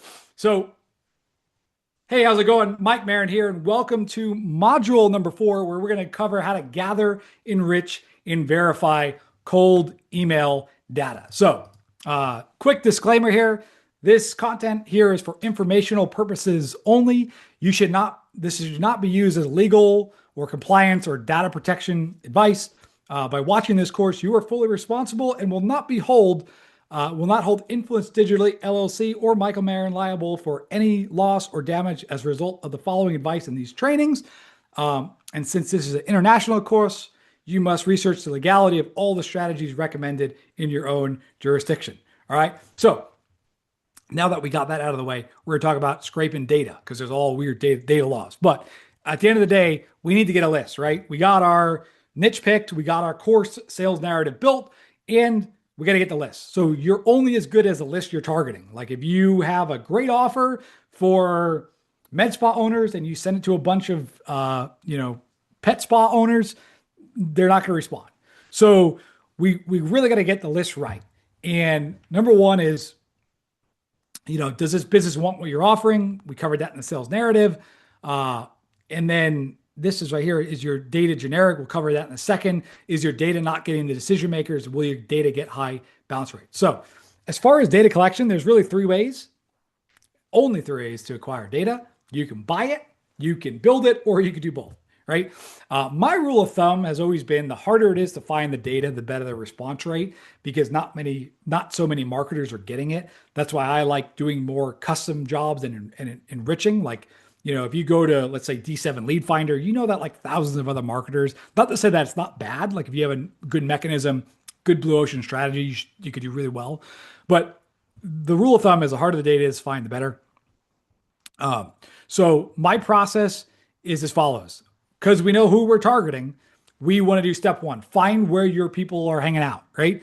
So, if you're selling any sort of SaaS or something like that, B2B, LinkedIn, if it's a local, Google Maps, right? Then we want to find their data, email address, phone number, and you can buy leads, scrape it, manual hunt, right? Then once you have the data, we're going to go, this is some typo here. We enrich the data, then we clean the data, we organize it in our CRM.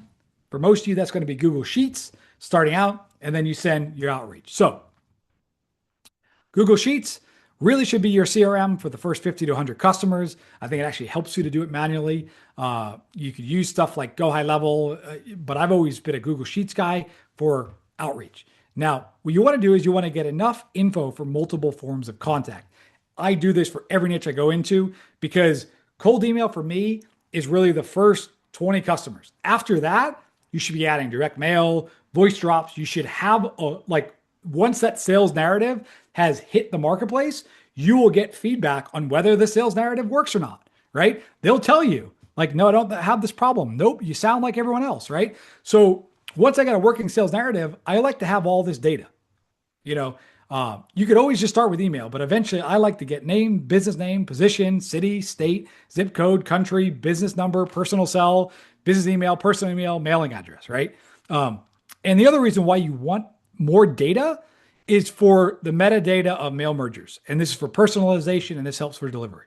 So the tactic is don't scrape name and email, scrape a specific data point relevant to the pain. So like, let's say you're selling reputation management, you can scrape the prospects like Yelp ratings, you could scrape their bad reviews, stuff like that.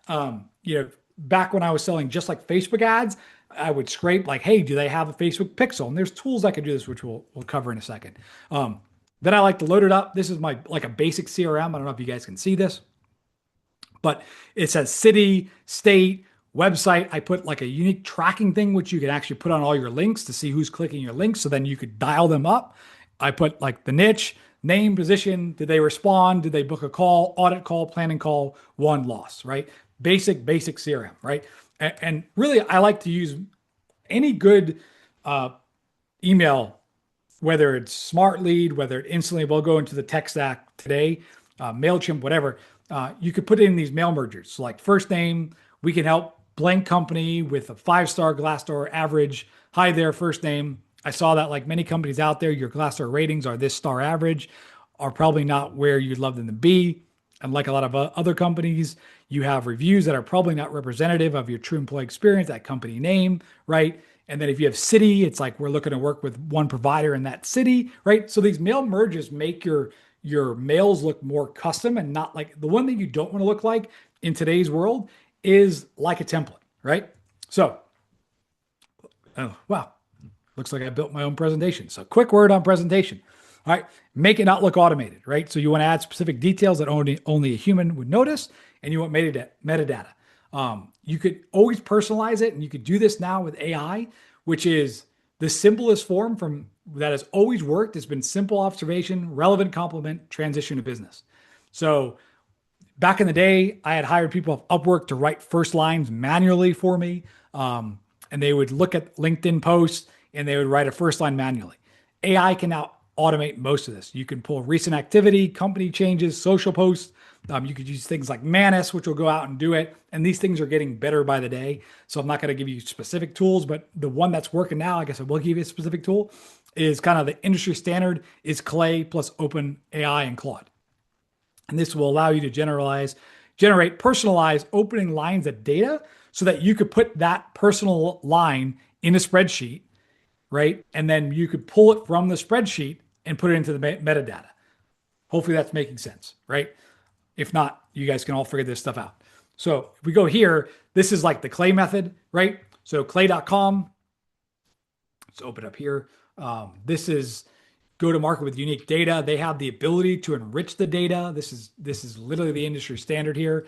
And you could import your list of leads, names, LinkedIn URLs. Let's say you scrape the directory. You could then use a Clay agent. That's going to go and it's going to find their LinkedIn profile, and you could select enrich data, and it will visit their profile, scrape their last 3 posts, right? Then you have an AI column writer, and once you have that text, you then put ChatGPT in the Google spreadsheet, and then you could have the AI formula and have this prompt run over and over again. If you're confused about this stuff is changing by the day. If you Google, now that you know what to look for, you can either ask AI to do this or go to YouTube and you will find tons of tutorials on people doing this stuff. But I just want to show you that this stuff is out there. So this is the prompt that I use. Act as a casual business peer. Read the column, which is going to be their recent post. Write a short 1-sentence opening line for cold email. Mention the specific topic they wrote about. A compliment, a specific insight from the post. Keep it under 15 words. Do not use formal language. Start with lowercase. Structure. Saw your post about this. Love the point on blank, right? This allows you to have that first line customized. So that is a little bit on that. Sources. Where do you find leads?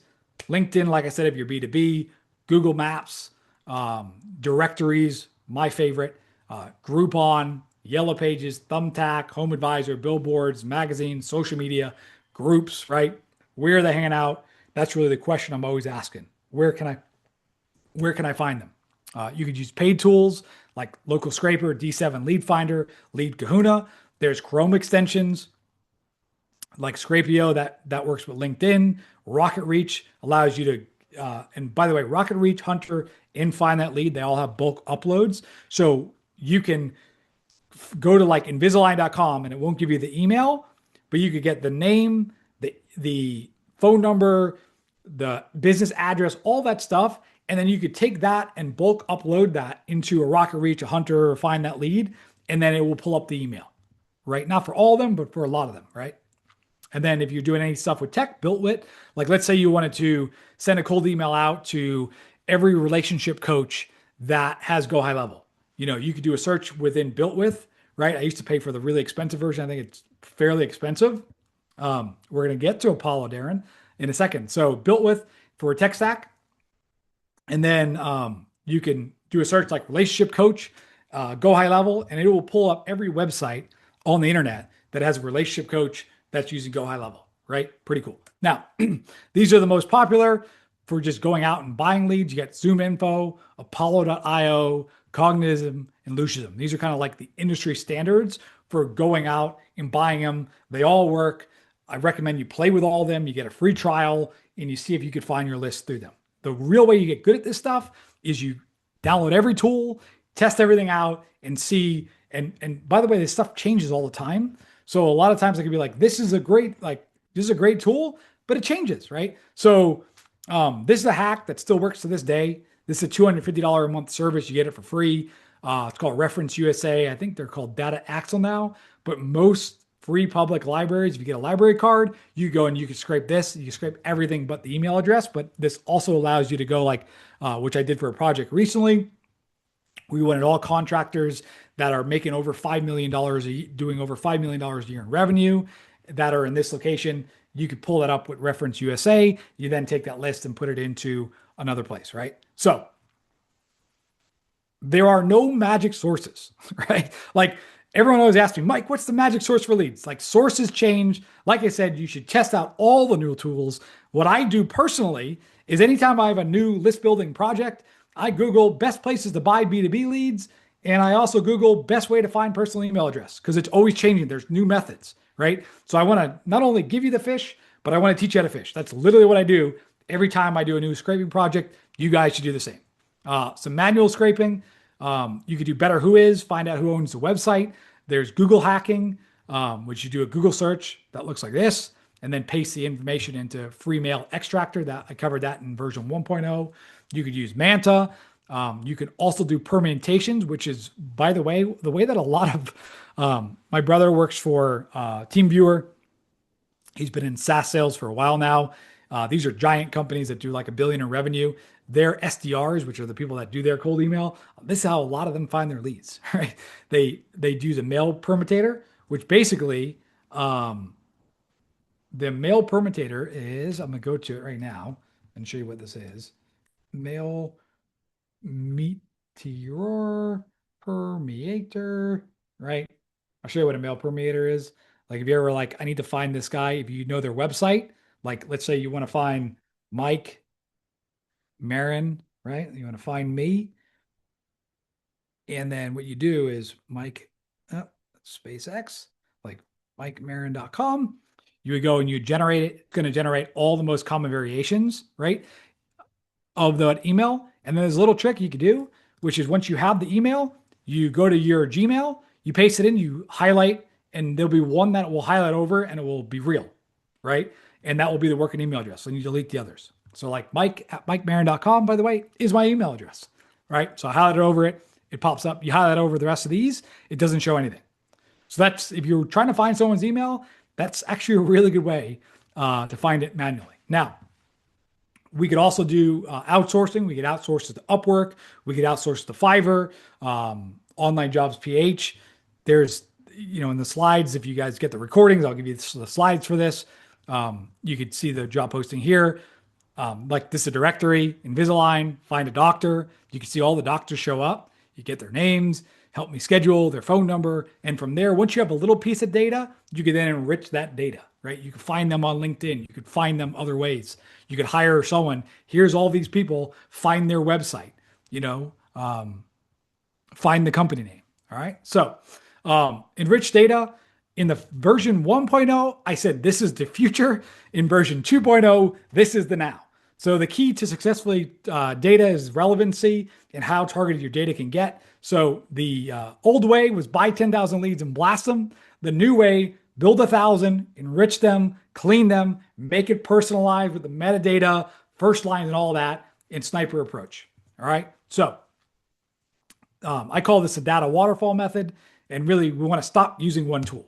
So if you get a list in Apollo, go to Clay and enrich it, boom, you get a list. Scrape a site, hire someone off Upwork, enrich the data, you have a unique list, right? Scrape off LinkedIn, take it to DuckSoup, you have a list, right? And you want to be using all these different combinations and you find workflows that are fast. Scrape a list of the company names, naming companies, take that list to the Hunter, upload it, bang, you have all the NeoGraph doctors. You got a list, right? in nowadays, corporate filters are way more aggressive. They block unknown senders. So I always try to get personal inboxes later on down the line. In the very beginning, I'm going for speed.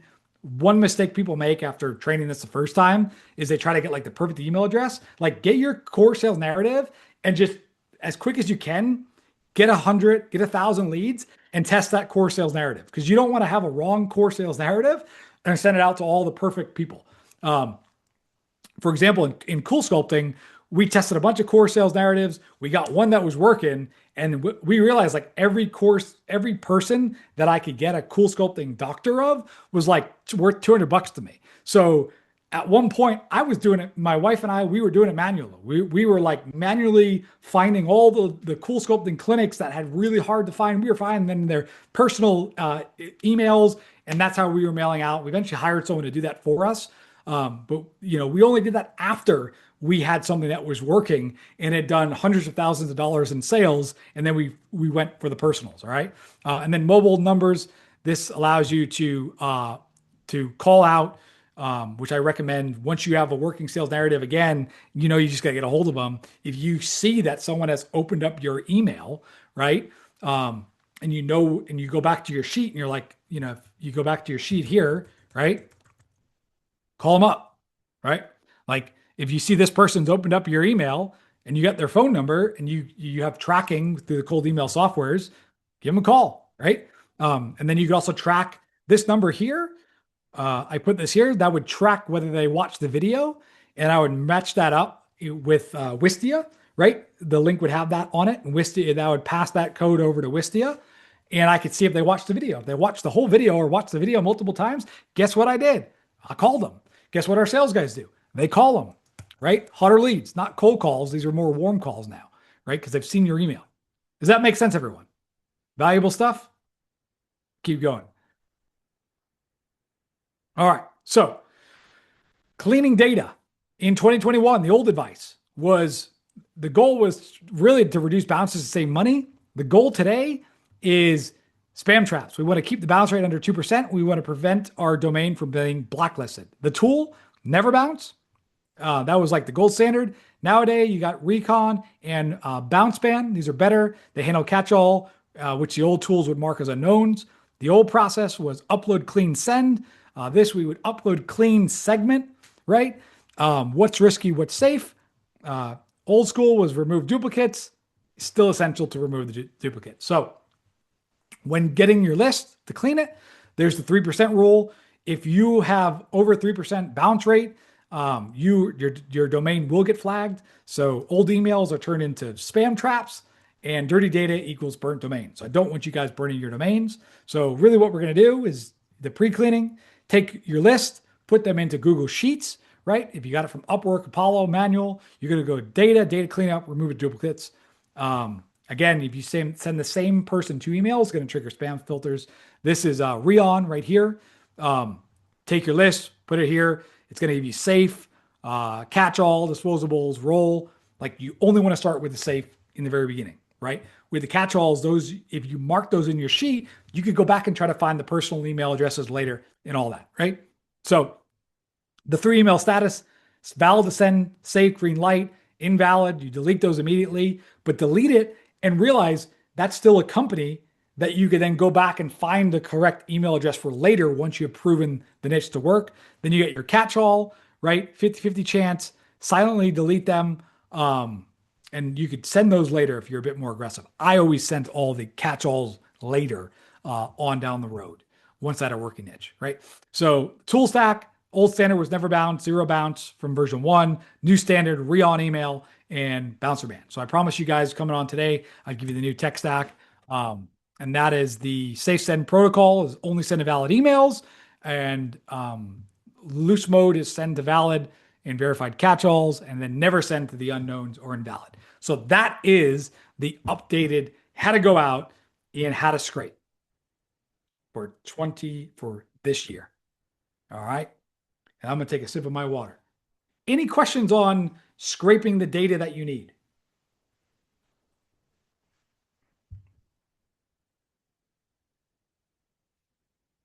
All right, let me just pop this here. Are we still live? All right. How many people we still got on here? We got, oh, we've had, most of you guys are still sticking. I appreciate it. We're down to 64, 64 people. So we've had, oh, wow, only 2 people drop off. So that is good. So I'm glad you guys are liking this. Sam Hosey, good to see you. Your name, Travis Jones, good to see you. Who else we got on here? I haven't even scrolled up to the top here. We got Adam Pratt, good to see you. Brian Terry, Brian Prims, Brian Gibbs, my man, how we doing? Colin, love it, guys. All right. So that was module. What module are we on now? We're working our way through this. Still here, Bernard. How we doing? All right, we're on module 5. Does everyone, can I get more comments in the chat to tell me what module I'm on? And then I'll pick whatever is the most common. I think we're on 5. Adam says we're on 5. Cool. Is this cool? Watching me record this course live instead of me just doing it? All right. This is literally how I do it usually during the day. I'll just record this live, take a break, take a water, but we're just doing it live. So one says very cool. I think it's pretty cool too. All right. So, and if you guys want to take a break at any point, I don't know how long we've been going, but we could take like a 5-10 minute break if you guys want to do that. 1.5 hours. If Let me know if you guys want to take a 5-10 minute break. I could put a timer on. If not, we'll just keep cracking on here. We're 1.5 hours in. So maybe I'll go a little longer and then we could stop and take a, is everyone good on the bathroom? I think we got probably a little bit more. So we're going to keep going through. All right, cool. I'm just going to keep going because we are, yeah, actually we don't have that much left. A little bit. This is going to be the fun part. So let me just go into it. So I'm going to keep going. So, all right, guys, welcome back. So we are in module number 5. This is the AI copy writing, copy email writing, and sales asset generation part. So if we're following along, we have, number 1, we've selected a hunting niche. Number 2, we have created our core sales narrative, which is really key. We have now gone out and we've scraped data. We have a list. So now we got to create the sales assets, the cold outreach emails, all of this so that we have material. We have stuff to send out. So AI copywriting, as a copywriter myself, when AI came out, the first thing I went was, oh crap, this is going to put me out of a job. But luckily I don't, you actually have to know how to use it. And I've spent roughly $20,000 on different AI copywriting courses, and I'm going to give you the best of that right now. And to me, AI copywriting comes down to 3 things. It comes down to context, prompting, and examples and swipes. And I think the least important part, as you're going to see, it's actually the prompting. The most important part is the context and the examples and the swipes. So our goal here is to create the minimum viable sales material to go out to market. So we want to create stuff that will engage, pitch, and close your first set of customers. So the type of assets that I always create is, number 1, I create a master sales deck. Sometimes I do that in PowerPoint. Sometimes I just write it out, right? Or script, and that's really that core sale narrative. Then I write the cold emails. I create the VSL education-based marketing. I'll create video overviews, phone scripts, voicemail scripts, and proof. Now, the big thing when you're starting out, minimum viable means the tiniest amount to get to market. So many people try to perfect this crap. The golden rule is speed. A rough video, a rough education-based marketing video done today is better than a perfect one shipped next month. So you will see a lot of my VSLs have like version 5, version 12, because I am ripping these things out fast and updating the core sales narrative. Now, the sales presentation, really, I like to do this on PowerPoint, like I said, and do it visually. So I will often create the VSL first because I could start to diagram out, like, how am I going to describe my solution? How am I going to show how much it's costing them? How can I put on a slide what their other options are? And I'm really just putting that core sales narrative onto like all of this should be here. Um, if you go back to the core sales narrative, which is all the way back here, um, I do one slide per narrative. So at the very minimum, I'll have a slide for what's the problem, who has the problem, what are the costs of the problems, how is it currently solved, what has changed enabling the new solution, how does the new solution work better, right? How do you know it's better and what's the offer? So that like I always do that first. And if I don't do it on a slide, I at least have them on pieces of paper around my office and around here. All right. So let's get back to where we were here. Then I go and create the education-based marketing, which is for me, the formula I always follow is core promise. Like what's the big promise? The problem, the solution, the difference, the offer ROI guarantee, and the call to action, right? So if you look at my NeoGraph one, the goal, generate 5 to 10 new patients a month, key differentiator, right? ROI focused, guarantee. The problem, marketing confusion. Again, this becomes very easy to write once you actually have finished the core sales narrative, right? That's what fills in this template here. Solution, multi-channel, big data. What's changed was big data, social media advertising, precision targeting, the process, right? Offer structure. So that's basically that. Now, AI copywriting. Here we go. This is pretty much just going to blow your minds.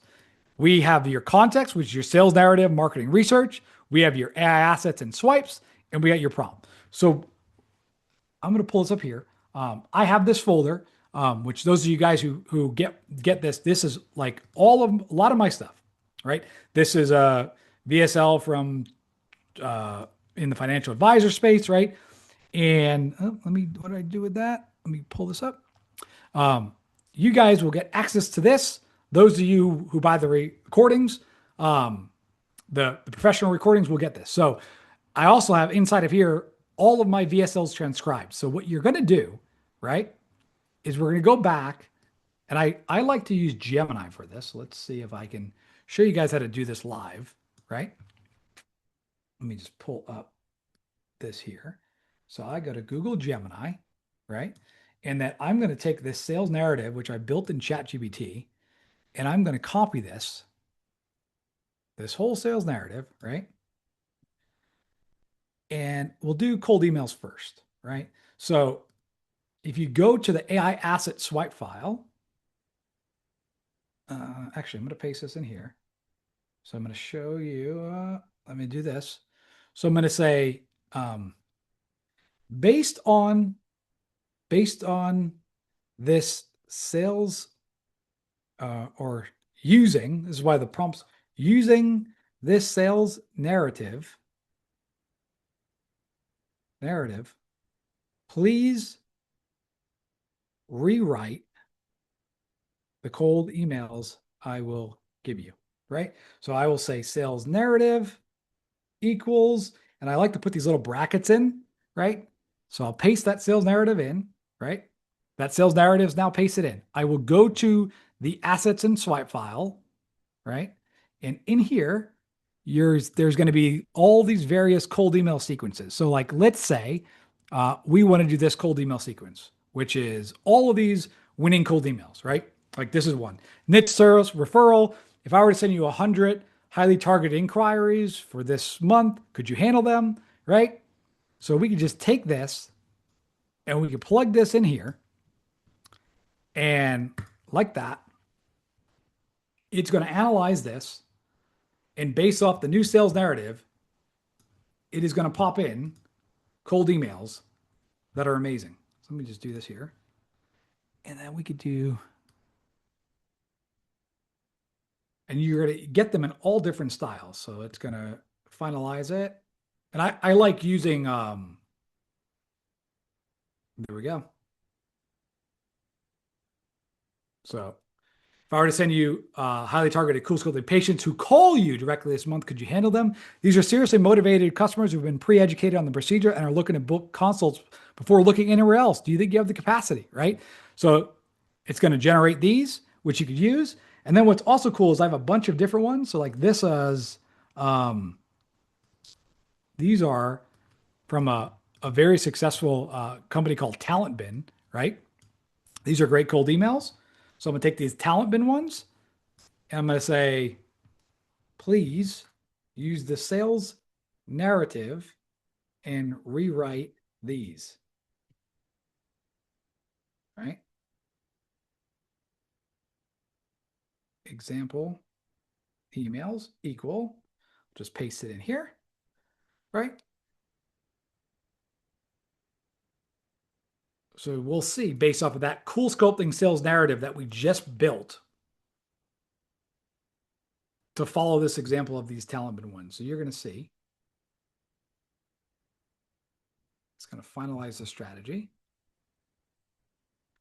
But already these, like we've got a system that generates highly motivated, cool sculpting patients call from the front desk every single month on autopilot. Can we talk? I've generated thousands of inbound calls for clinics exactly like yours. Would you like to connect? Right? Um, these will be good, right? So, hey, first name, a magical solution to help you with the pain of cool sculpting no-shows. Great subject line. Hey, I hope you're having a great day. It's blank at your company. I'm reaching out because I have something that can help make booking all those cool sculpting consults I see you offering way easier. In short, we have an inbound call only system that generates 2 to 3 times higher show rates than the standard Facebook lead forms, ensures prospects are pre-educated by content so they actually are ready to buy when they reach out, has all the warming up baked into automated and annoying repetitive parts of the front desk follow-up, right? For example, our system gets your phone to ring with motivation patience instead of forcing your staff to smile and dial cold leads who just ghost them. I love to show you how we can make you a revenue superhero and the envy of med spas and your front desk person's favorite. Do you have 20 minutes next week? What time works for you? Like that right there is a very good cold email. Next one, the magical solution for your lead chasing headaches. Hope you're having a great day. And you could switch this with a personalized. It's blank at your company. I'm reaching out because we have something that can make closing those cool sculpting treatments way easier.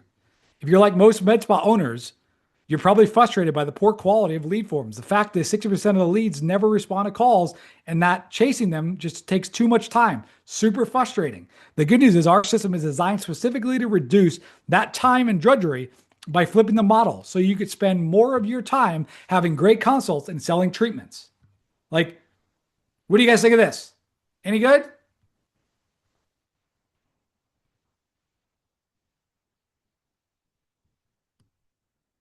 Are we still there? Right? You guys tracking? Or are we tiring out here? Right? So, all right, perfect.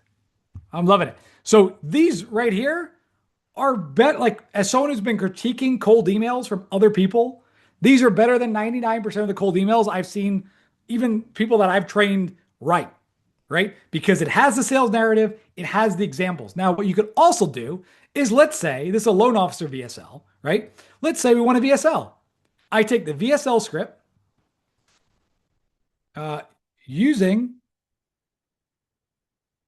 the sales narrative. Please rewrite this VSL like the example, right? And you might actually have to do this with them. Hold on. I like to, with AI, I like to be very specific. Sometimes if you just go like this, let me just pop this. So this is like one of my VSLs transcribed. This is a loan officer niche, right? If you take this, copy, right? And then we're going to say example VSL script equals bang, paste that, right? So that's a loan officer VSL script. Donna says awesome. Brian says awesome. Monette says awesome. Very good. So it's going to outline the structure for us here. Let me just pull this here. Cool. And I appreciate.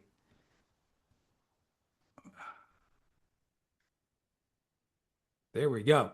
Okay. So right here, it just now pumps out. As you can see, it is pumped out. And then I could say, right? It's going to come up with all the reasons. Pop this here. So that's going to give us a script. Actually, please, and sometimes you got to argue with it because it's not going to be please give me the outline for the new VSL, right? So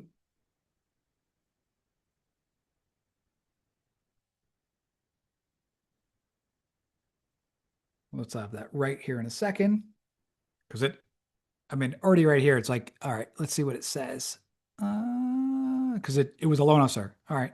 Hey, so my name is Blank, and in this real quick presentation, I want to show you how you can go out and generate an extra 10 to 15 new cool sculpting patients each month, like clockwork, without burning out your front desk, buying junky shared leads, or running risky advertising campaigns that never seem to work. Now, let me ask you this. Does this sound familiar? If you've worked with other agencies in the past, maybe you've had them generate a bunch of leads and you dump them into your CRM. Then no one picks up the phone, you get ghosted, people submit forms impulsively, and then disappear. Your front desk is stuck smiling and dialing cold leads all day long, wasting 2 to 3 hours chasing people who are never serious in the first place. If that sounds like you, then you're definitely not alone. It's a common thing I hear when speaking to med spa owners across the country.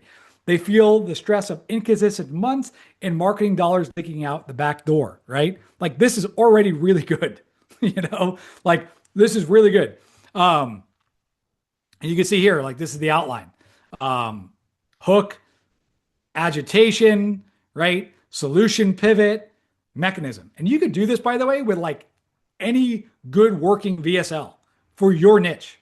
Once you have the sales narrative, qualification must be able to willing, right? And I can say, like, can you create me what would be?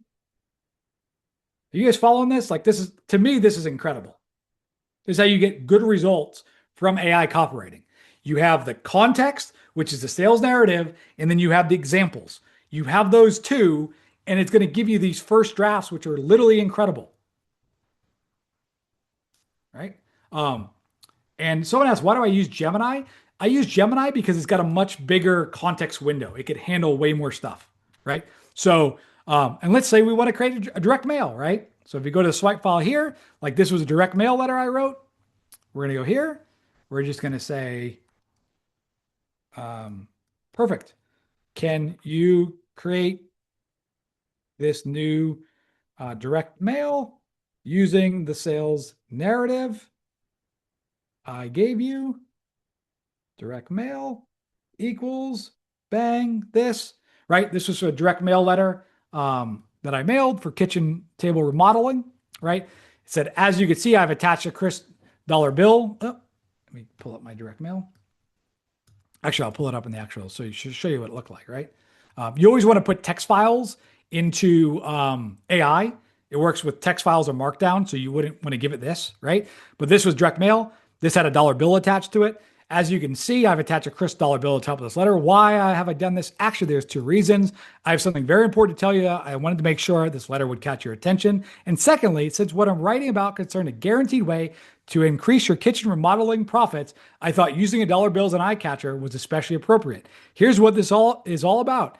If you're eager to grow your business but are tired of dealing with crummy home advisor leads or advertising campaigns that never produce real results, then this might be the most important letter you read this year. Right? We specialize in generating exclusive referrals for kitchen remodeling businesses like yours, and the letter goes on. Now, for me to rewrite that would take a while, but now that we got the new sales narrative, as you can see, I've attached a nice crisp dollar bill to top of this letter. Why have I done this?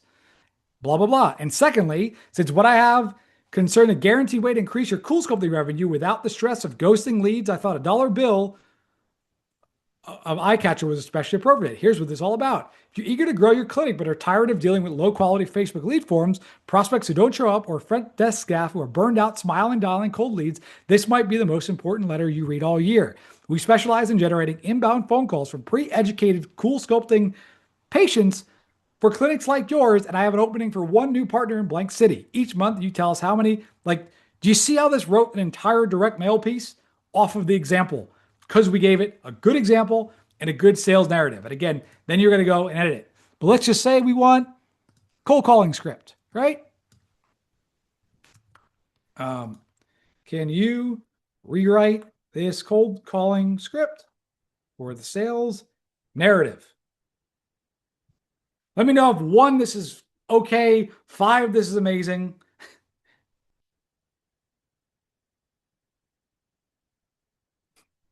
High five. Love it, guys. So this is going to write some cold calling scripts. So cold calling script, local event.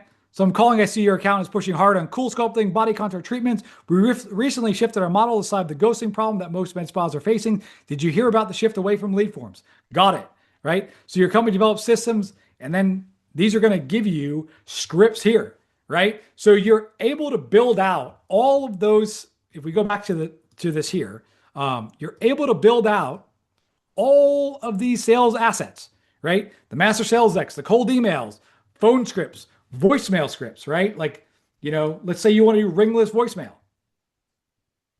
Let me pop this up. And by the way, I've included a lot of stuff. This is well over millions, like multiple millions in swipe file stuff right here. You got Neograph case study if you want to, if this is the slides, which by the way, you can put the slides into. It's all about the sales narrative and then having the templates. So you got Invisalign, cold calling objections. And I'm going to be adding more of this stuff in here. I just was grabbing as much stuff as I thought was relevant for tonight's call, right? So that's really how it works. Like let's say you want to do ringless voice drop. This was a ringless voice drop I used for Neograph, right? Which was, hey, this is Mike. Just wanted to follow up. Sorry, it looks like I missed your call again. Like I said, I'm reaching out when I'm working with Neograph providers in blank city. We're able to generate X amount of inbound phone calls in the first 30 days of working together. Right now, we're looking to work with a partner with exclusively with one Neograph provider to deliver a flood of new patients on a no risk guaranteed basis. And by the way, these aren't just any kind of leads we send. These are serious. So you can take this, copy. Let's pop up this. And then you could say like, like I sometimes will use these prompts, which I think I've shared with you. Like I did that example to show you that the prompts don't really matter. But if you want my prompts, these are kind of my prompts here, which are, let's see if I think I got to go into the mode here, which is like Mad Lib the examples, like you're expert direct response copywriter, so you could say that kind of stuff. Like you are an expert direct response copywriter. Please rewrite this voicemail script for the new sales narrative, right? Voicemail script equals pop that. So I think you guys get the point, right? The point is you get the sales narrative done, and then you could start to go out and you create all of these cold emails done for you, right? It's really all about that sales narrative, because then you could build the rest. You could build out the VSLs, you could build out all of this, all of these assets to actually go out, right? And again, this just writes a perfect script right here, which I love. So there you go. That's that. Now, quick lesson on copywriting. I still think it's good to learn copywriting. And the reason is, even though most of this stuff is going to be on autopilot, they still train, just like most pilots are still on autopilot, right? They still train the pilots. So I will always look, at all of this and run it through this persuasion formula. And this is the quickest lesson I'll give you on persuasion. This was covered in 1.0, which is find out what people want, then show them how to get it, right? That's like the secret to persuasion. This is the persuasion formula, which we got problem, want, or desire. You make a promise, you have proof, and you have proposition, right? And it should be a painful problem, a unique promise, unquestionable proof, irresistible proposition. So what I really look at is, once the AI gives me back stuff, I'm looking at, did it pick the right problem? Is that promise inside of the cold email, is it still unique? Can I add proof to it to make it more unquestionable? And can I make that proposition better? So the 80-20 of the persuasion formula is nobody buys without belief. So I believe if you don't have my case study training, I can get you my 11 proof elements training, but I will go through and say, does this include reason why? Is there specifics? Is there a creative guarantee in the email? Can I use an authority? Can I use social proof? This is stuff that AI can't do, that you can look over the emails and by using the specialist uniform, right? Is there kitchen table logic? Can I use third-party data? Can I add this proof in? Is it missing anything that's not going to make it persuasive, right? And then also, throughout the entire process, can we add reciprocity? Can we do commitment and consistency? Can we do likability, authority, social proof, scarcity, right? This, by the way, if you've never read this book, you got to read it. It's Robert Cialdini's book. So that is that.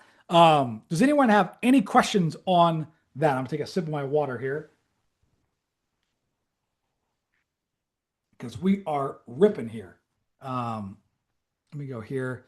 Um, I'll turn my camera on. I think you guys should be able to see me.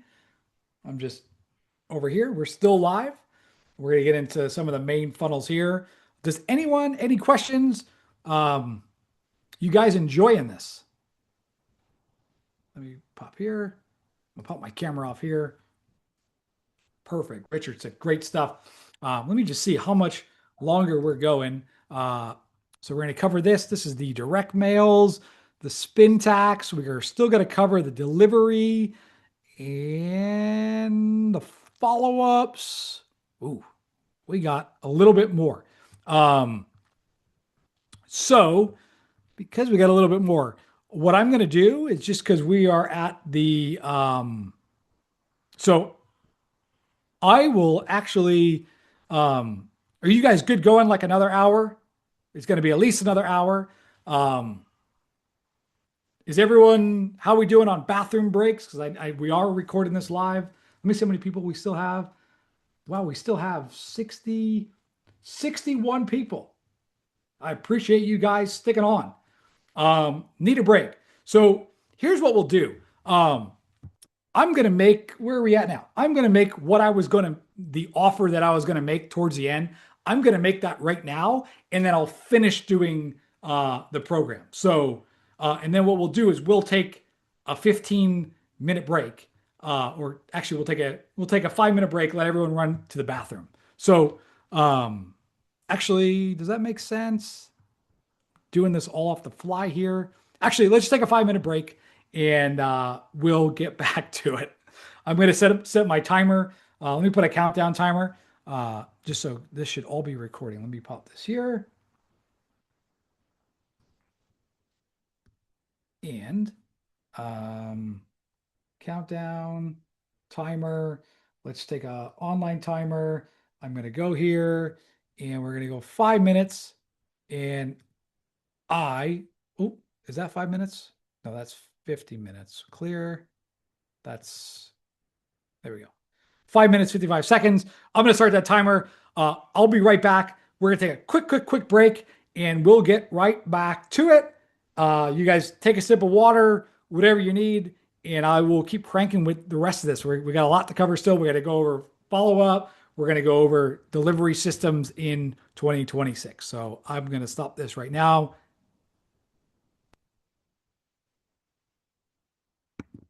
I will be right back. Oh, we've got to add here. Look at that. That's what happens when you use free stuff.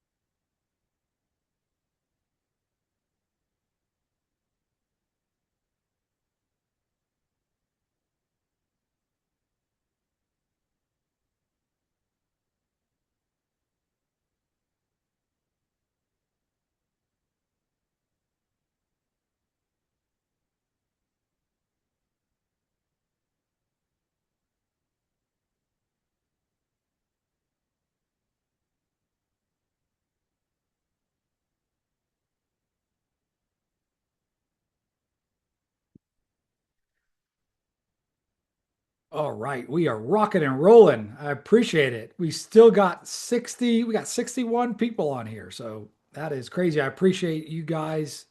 And I am going to keep delivering. So I thought we'd do a break and half you guys would leave, but you guys are in it for the long haul. So I love it. So 21 seconds and we'll get right back into it. I'm going to 15. How we doing? How's everyone doing? We got Brian Terry, Brian Prims, Bernard still here. And there we go. So hopefully you guys had a chance to grab a coffee, take a break. I grabbed another coffee here myself. So we're gonna get straight into it. We're gonna go here. Beautiful, Adam Pratt, and appreciate you guys in the comments staying active. So, a couple different funnels, right? So let me just do this for the editing. I think this should be another module, but all right, guys, welcome back. So in this, we're going to talk about now that we've created our different sales assets, we've created our cold email, we've created our VSL, we've created follow-up emails.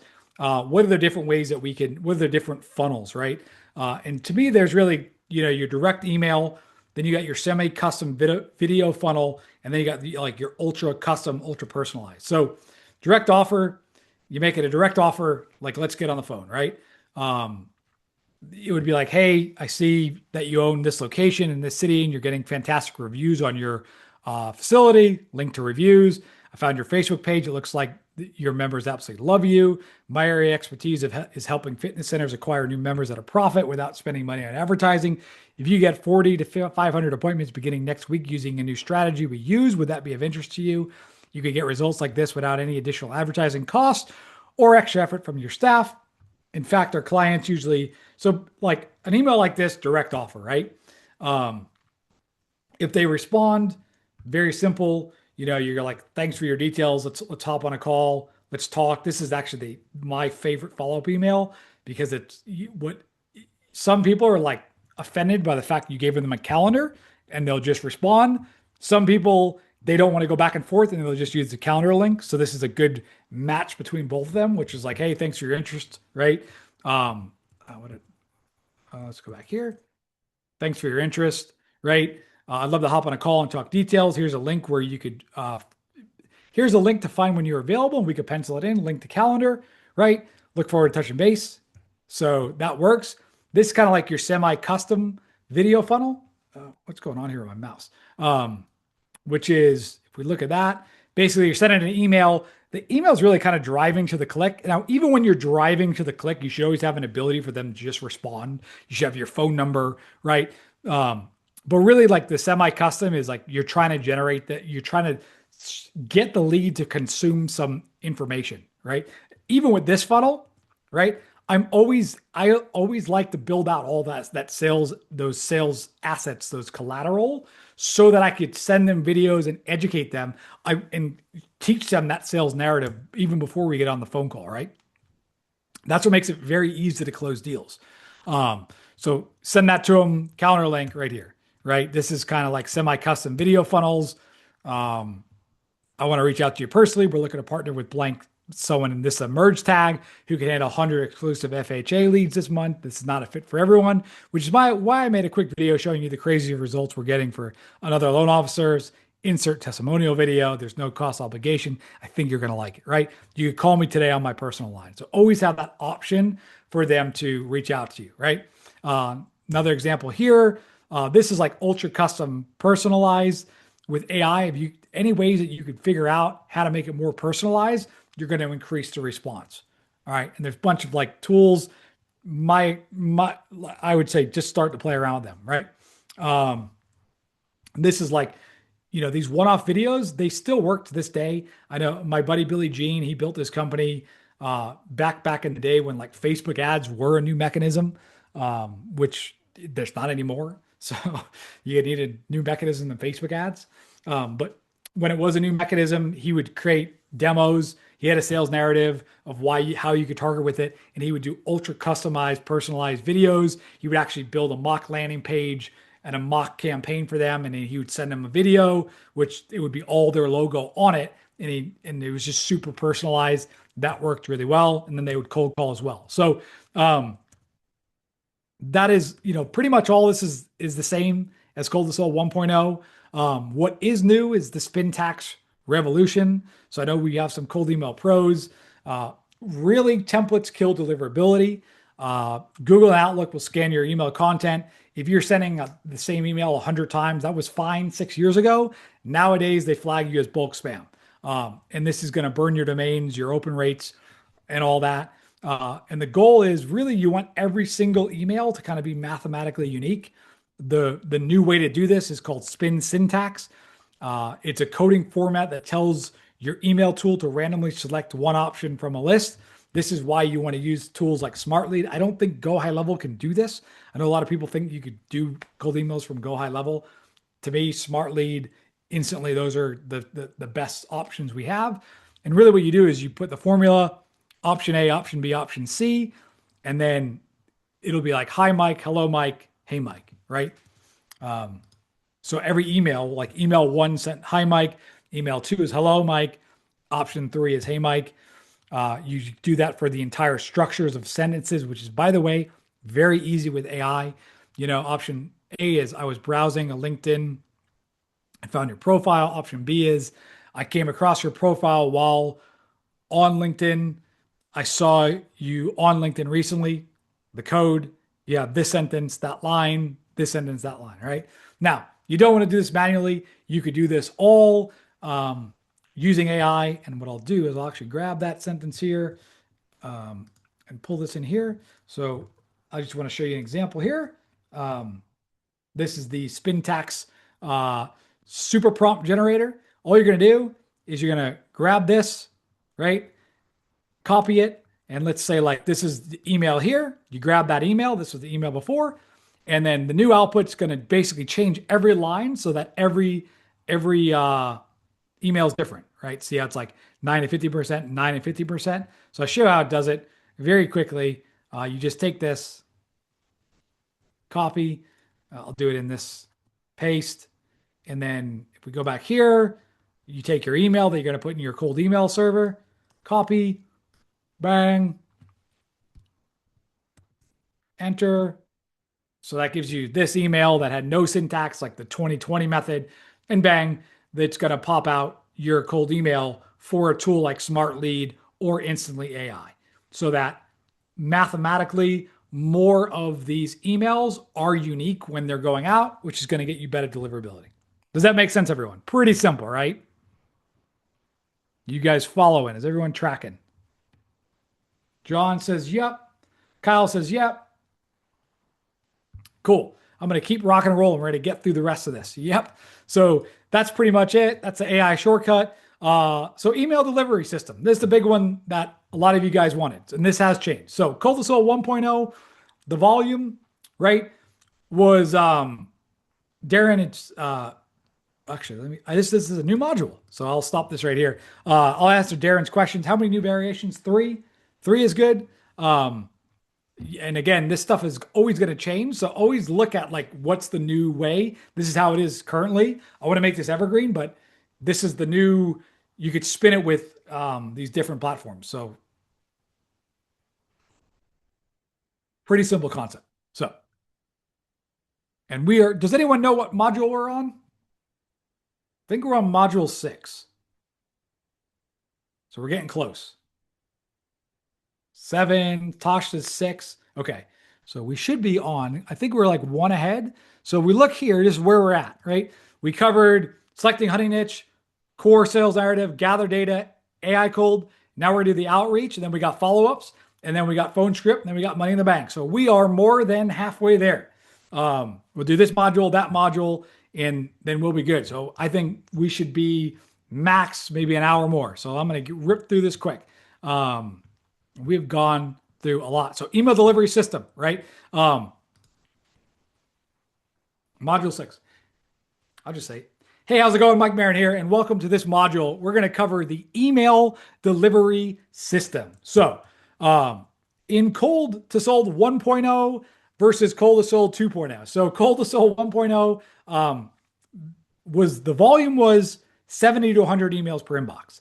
Today, really what has changed is we got to send less per email inbox, which means it's going to be a bit more expensive, but hey, that's life, right? So we're going to send 30 to 50 emails max per day per inbox. And I would err on that side of 30.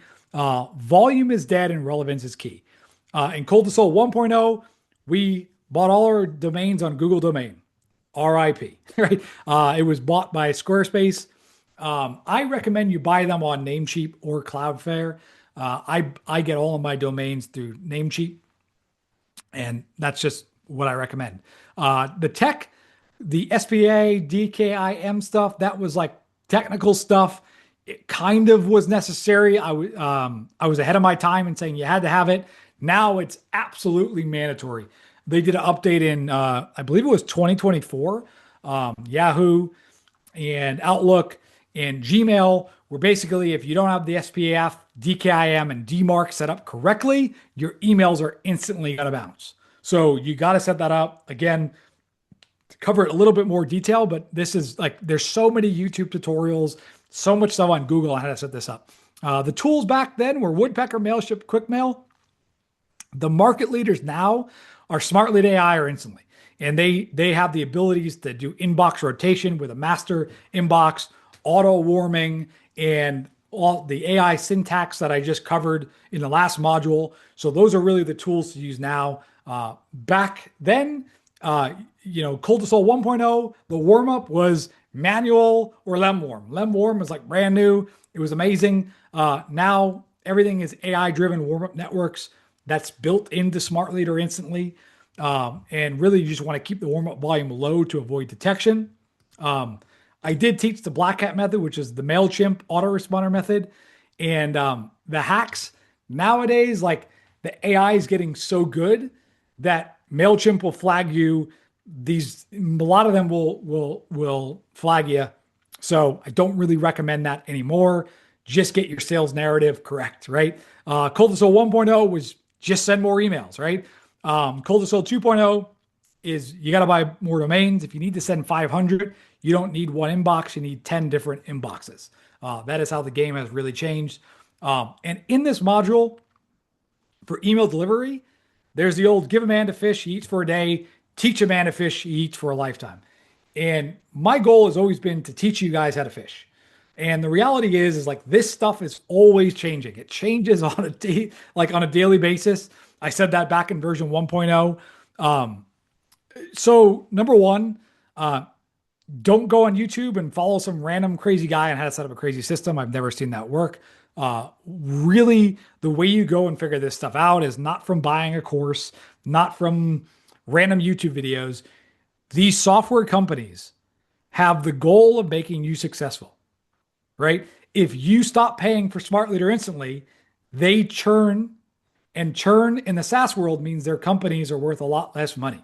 So they don't want you quitting your service. Their whole goal is when you sign up for their company for it to be successful, which means they are on the same team as you in making sure your emails get delivered.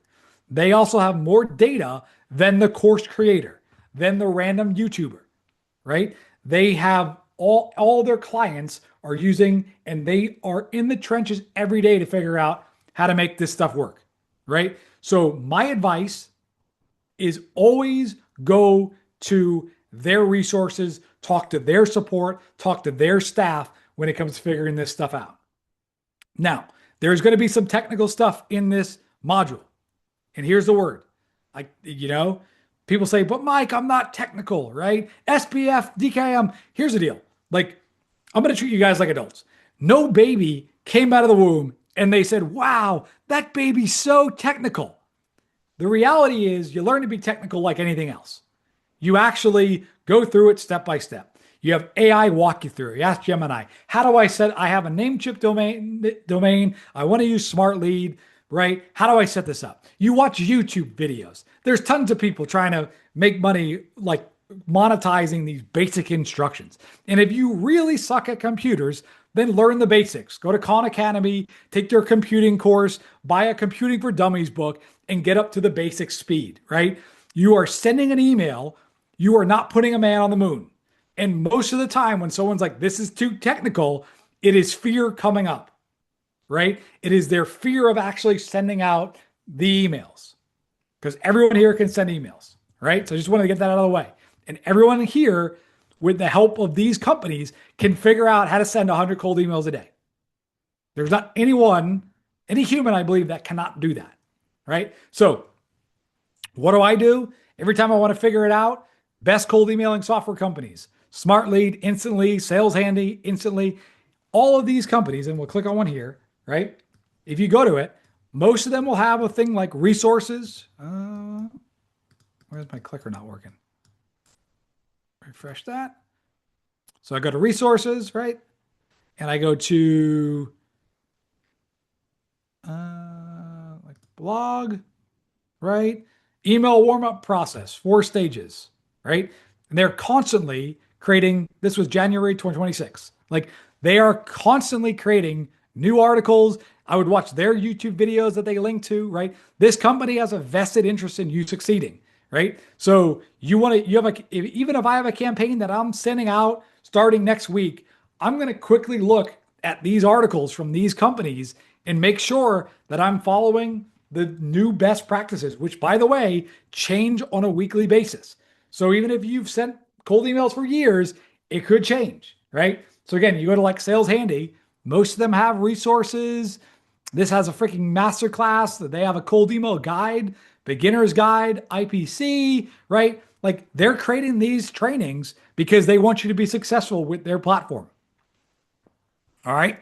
So that's how you go and you figure that stuff out. Now, golden rule is deliverability is no longer about tricking the spam filters. It's about authentication and relevancy. So 2021 was 100 emails from one account. Today, 30 emails for account. We scale horizontally, not vertically.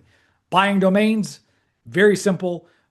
Never use your main company domain because if you use your main company agency domain, and it gets banned, you can't send emails to your clients. You always want to buy burner domains like get.agency, try.agency, agencyllc.com. Always, by the way, use a .com. .coms have been proven to get better deliverability. A lot of people will cheap out and use like .info or .whatever. Those have a more likelihood of getting banned, right? Again, use Cloudflare or Namecheap. And then the email provider is a Google Workspace, or Outlook Office, right? Better deliverability currently for B2B. And if you read these, like they'll tell you what to use, whether it's Outlook, whether it's Workspace, and all that, right? The big 3, these are your SPF, your sender policy framework. This is the ID card for your domain, your DKIM, which is your domain keys identified mail, is the wax seal on your envelope, right? This is the DMARC instruction manuals for the ISP on what to do if your ID is fake, right? So these are things that you all set up and they need to be set up, right? So all of these articles will cover how to set that up. And again, I'm not going to bore you guys for hours and set this stuff up. Everyone here can figure it out. Old way, Woodpecker, Mailshake, connect to one email. The new way, Instantly Smart Lead. You connect 10 accounts. You have one master dashboard so you can respond. You have a software automatically rotates which email sends the message to keep the volume low per account. And they have the AI warm up that runs in the background. So those are really the tools to use. These are safe sending volumes at the current time. So 30 to 50 emails per day. Again, look at their guides. They don't want your accounts being banned. Follow their warm up periods. I always recommend everyone scaling to at least 500 per day. And to do that, you're going to need 15 to 17 email accounts. That's 5 to 7 domains. All right. So list hygiene, super important. I stress it in Cold2Sold 1.0, even more important now in Cold2Sold 2.0. Again, if your bounce rate hits 3%, your account's burned. The solution, use bounce ban, Reon. You could still use never bounce or built-in verifications, but don't send to catch-alls for a while, right? Especially when your account's new. What you want to do is once you've set everything up, send your test mail to mailtester.com, and that will check your score, and it will also let you know if you set up your SPF right, your DKIM, and your DMARC, right? You should get a 9 out of 10 score or better. If you ever want to know if your stuff is blacklisted, go to my IP, these sites right here, and you could simply go here and you could put in your IP, right? And you could search and you could see if you're on any of the blacklists. That could be a lot of times when I've audited cold email accounts from students, they're like, hey, I'm getting no results anymore. We run them through these filters and their IP's banned, right? So it just means you got to switch your your IP, right? Um, I know that we got some black hatters on here, people that love the black hat world, right? So if you want to go black hat, they're all short term tactics. Some of them can work great in the short term. Uh, Mailer form is where all the spammers hang out. So that's how to go down that path. If you want to go down that path, I'd recommend staying mostly white hat and not gray hat, especially as AI and this stuff gets more advanced. I would rather you build your business off of a great, like nothing's going to make up for a great sales narrative. What you say is more important than how you say it. So like that sales narrative is really everything. It's what makes you different. It's the logical reason why they should use you versus everything else. That's important. Like building a business off of spamming and this stuff, like it's short term, you're better off building a business the right way, right? So that is that. Any questions on deliverability?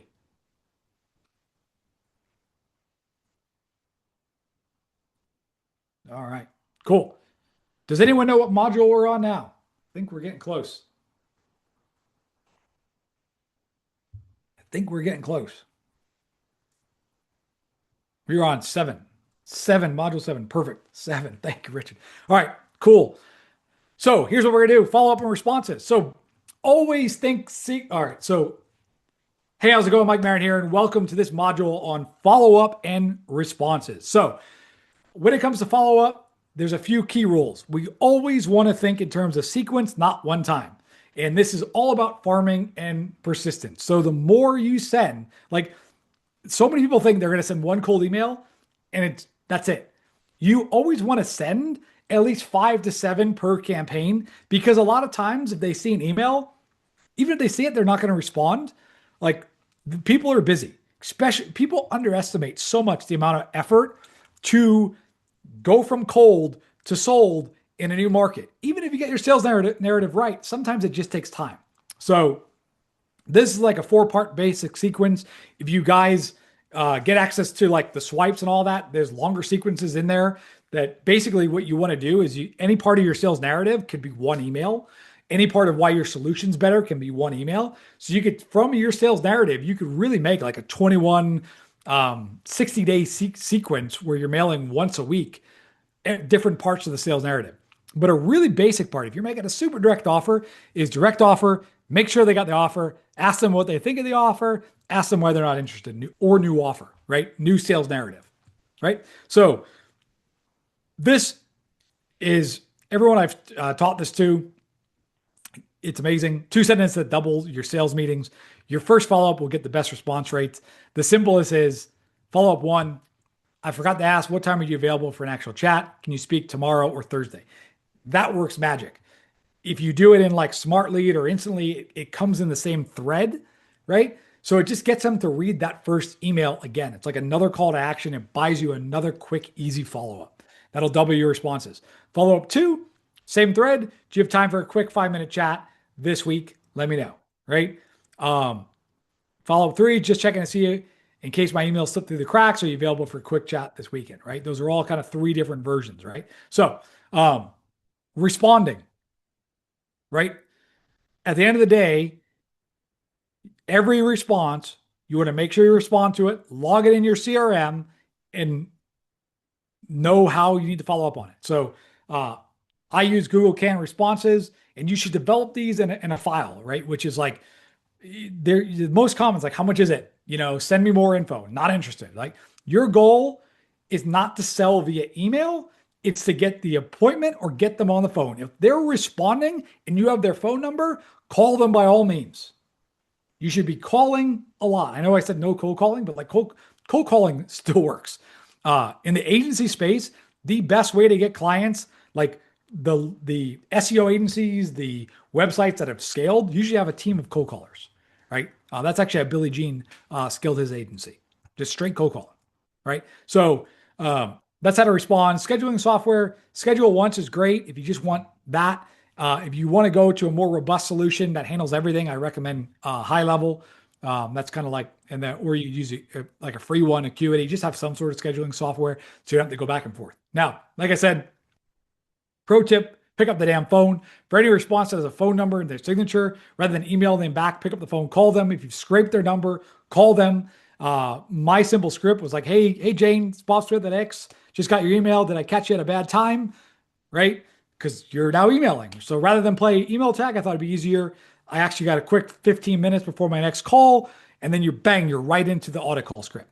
Like, did I catch you at a bad time? So here's how it works. Let's just see 15 minutes if it's a fit for you, and we'll schedule a more in-depth time where I can show you the results that we can deliver. Does that sound fair? Right? You're into your script, and you got them. So standard responses again. Thanks for the interest. I'd love to hop on the call and talk details. Here's a link where you can find when you're available. We can pencil it in. Looking forward to touching base. This is the classic not interested. This works really well, by the way, the not interested one. Hey, I appreciate your response. Do you mind if I ask why? Is it because you don't have any marketing budget left this year? Like, simply, if they're like, no, figure out what the actual reason is, right? And you could save some of them. How much is it? This is my package, very based on the value I believe I could provide you. I would love to hop on a quick call and chat, discuss packages and the pricing availability we could figure out for your business. When would be a good time for the chat? If they really ask for something after that, give them a ballpark, right? Give them a ballpark. It's 20, in the time we live in right now, you shouldn't be hiding behind your price, right? So give them a ballpark. Call me at this number, right? This is if you're super busy, which has happened to me a few times, like currently being overrun by the amount of replies, and we're getting back from people interested in scheduling time. If you could book here, then it would make both our jobs easier. That I would only use if you've nailed the sales narrative, you got a new plan that's like very sexy. You've hit when I hit sculpture the first time this happened, no one had nailed sculpture. They were in a ton of pain. They'd been sold a machine. And I think I was the only guy that was like, I'm the only guy that specializes in sculpture, which is a non-invasive body contouring product. And that filled out my calendar. And they were like, thank you. Right. And I had so many replies that this was what I used. This another response, what does your service include? We offer a multitude of things, including building out high converting ads for your business, building out unique landing pages to get high opt-in rates whenever someone clicks on your ad, and a multitude of other things like that. When would be a good time to chat so we can talk more, right? Next one is, how do I pay you per closing or deal, right? Unfortunately, we don't like, this is a lot of people are like, why don't you work for free for me, right? And then I'll pay you after. Unfortunately, we don't work into that model. In that case scenario, we'd be depending on your sales process in order to get paid. If you don't close any deals off the leads that we provide, then our business would plummet due to the fact that we have to pay employees that aren't getting paid. However, I'd love to work something out on the phone. When would be a good time to chat, right? And that's pretty much it. That's how to follow up. Inside the swipe file, I've included more ways to follow up. There's so much information on the internet when it comes to follow up, but you should have a sheet of you should log your most common responses, have it in a company SOP, which is what I have. That way, when you hire SDRs and you hire people to do this for you, they have this all in a sheet and they're now making up stuff. Like there's actually a procedure to follow. All right. And finally, that's it. Top notch. Cool. All right. How you guys liking this? Give me a 1 if we've lowered the energy, or 5. This is still amazing. Content's incredible. We still got 59 people. Like, I'm still shocked. 5. Thank you guys. I appreciate it. 5. Cool. So this is the last chapter, which is closing like a boss. And I have covered this. Thank you, 5. Ray, thank you, 5. Thank you guys. I appreciate it. So this module here, I am actually, if you do not have my case study, I will give that to you for showing up and staying on. That covers, I will give you the closing like a boss training from Cold2Sold 1.0. So you're going to get that. But really, once you've got them and you book the appointments, now it's having that 2-part sales conversation. If you've listened to my, watch my case study, you could hear me doing this 2-part case study. And it's really closing them like a boss. The most important thing for me in sales is never need the sales. So you have to be set up where it doesn't negatively impact you at all. Nothing sells more like proof. and you get on the phone and you close deals, right? So this is, cold outreach is all about, like I said, you need two skills to really get free in life.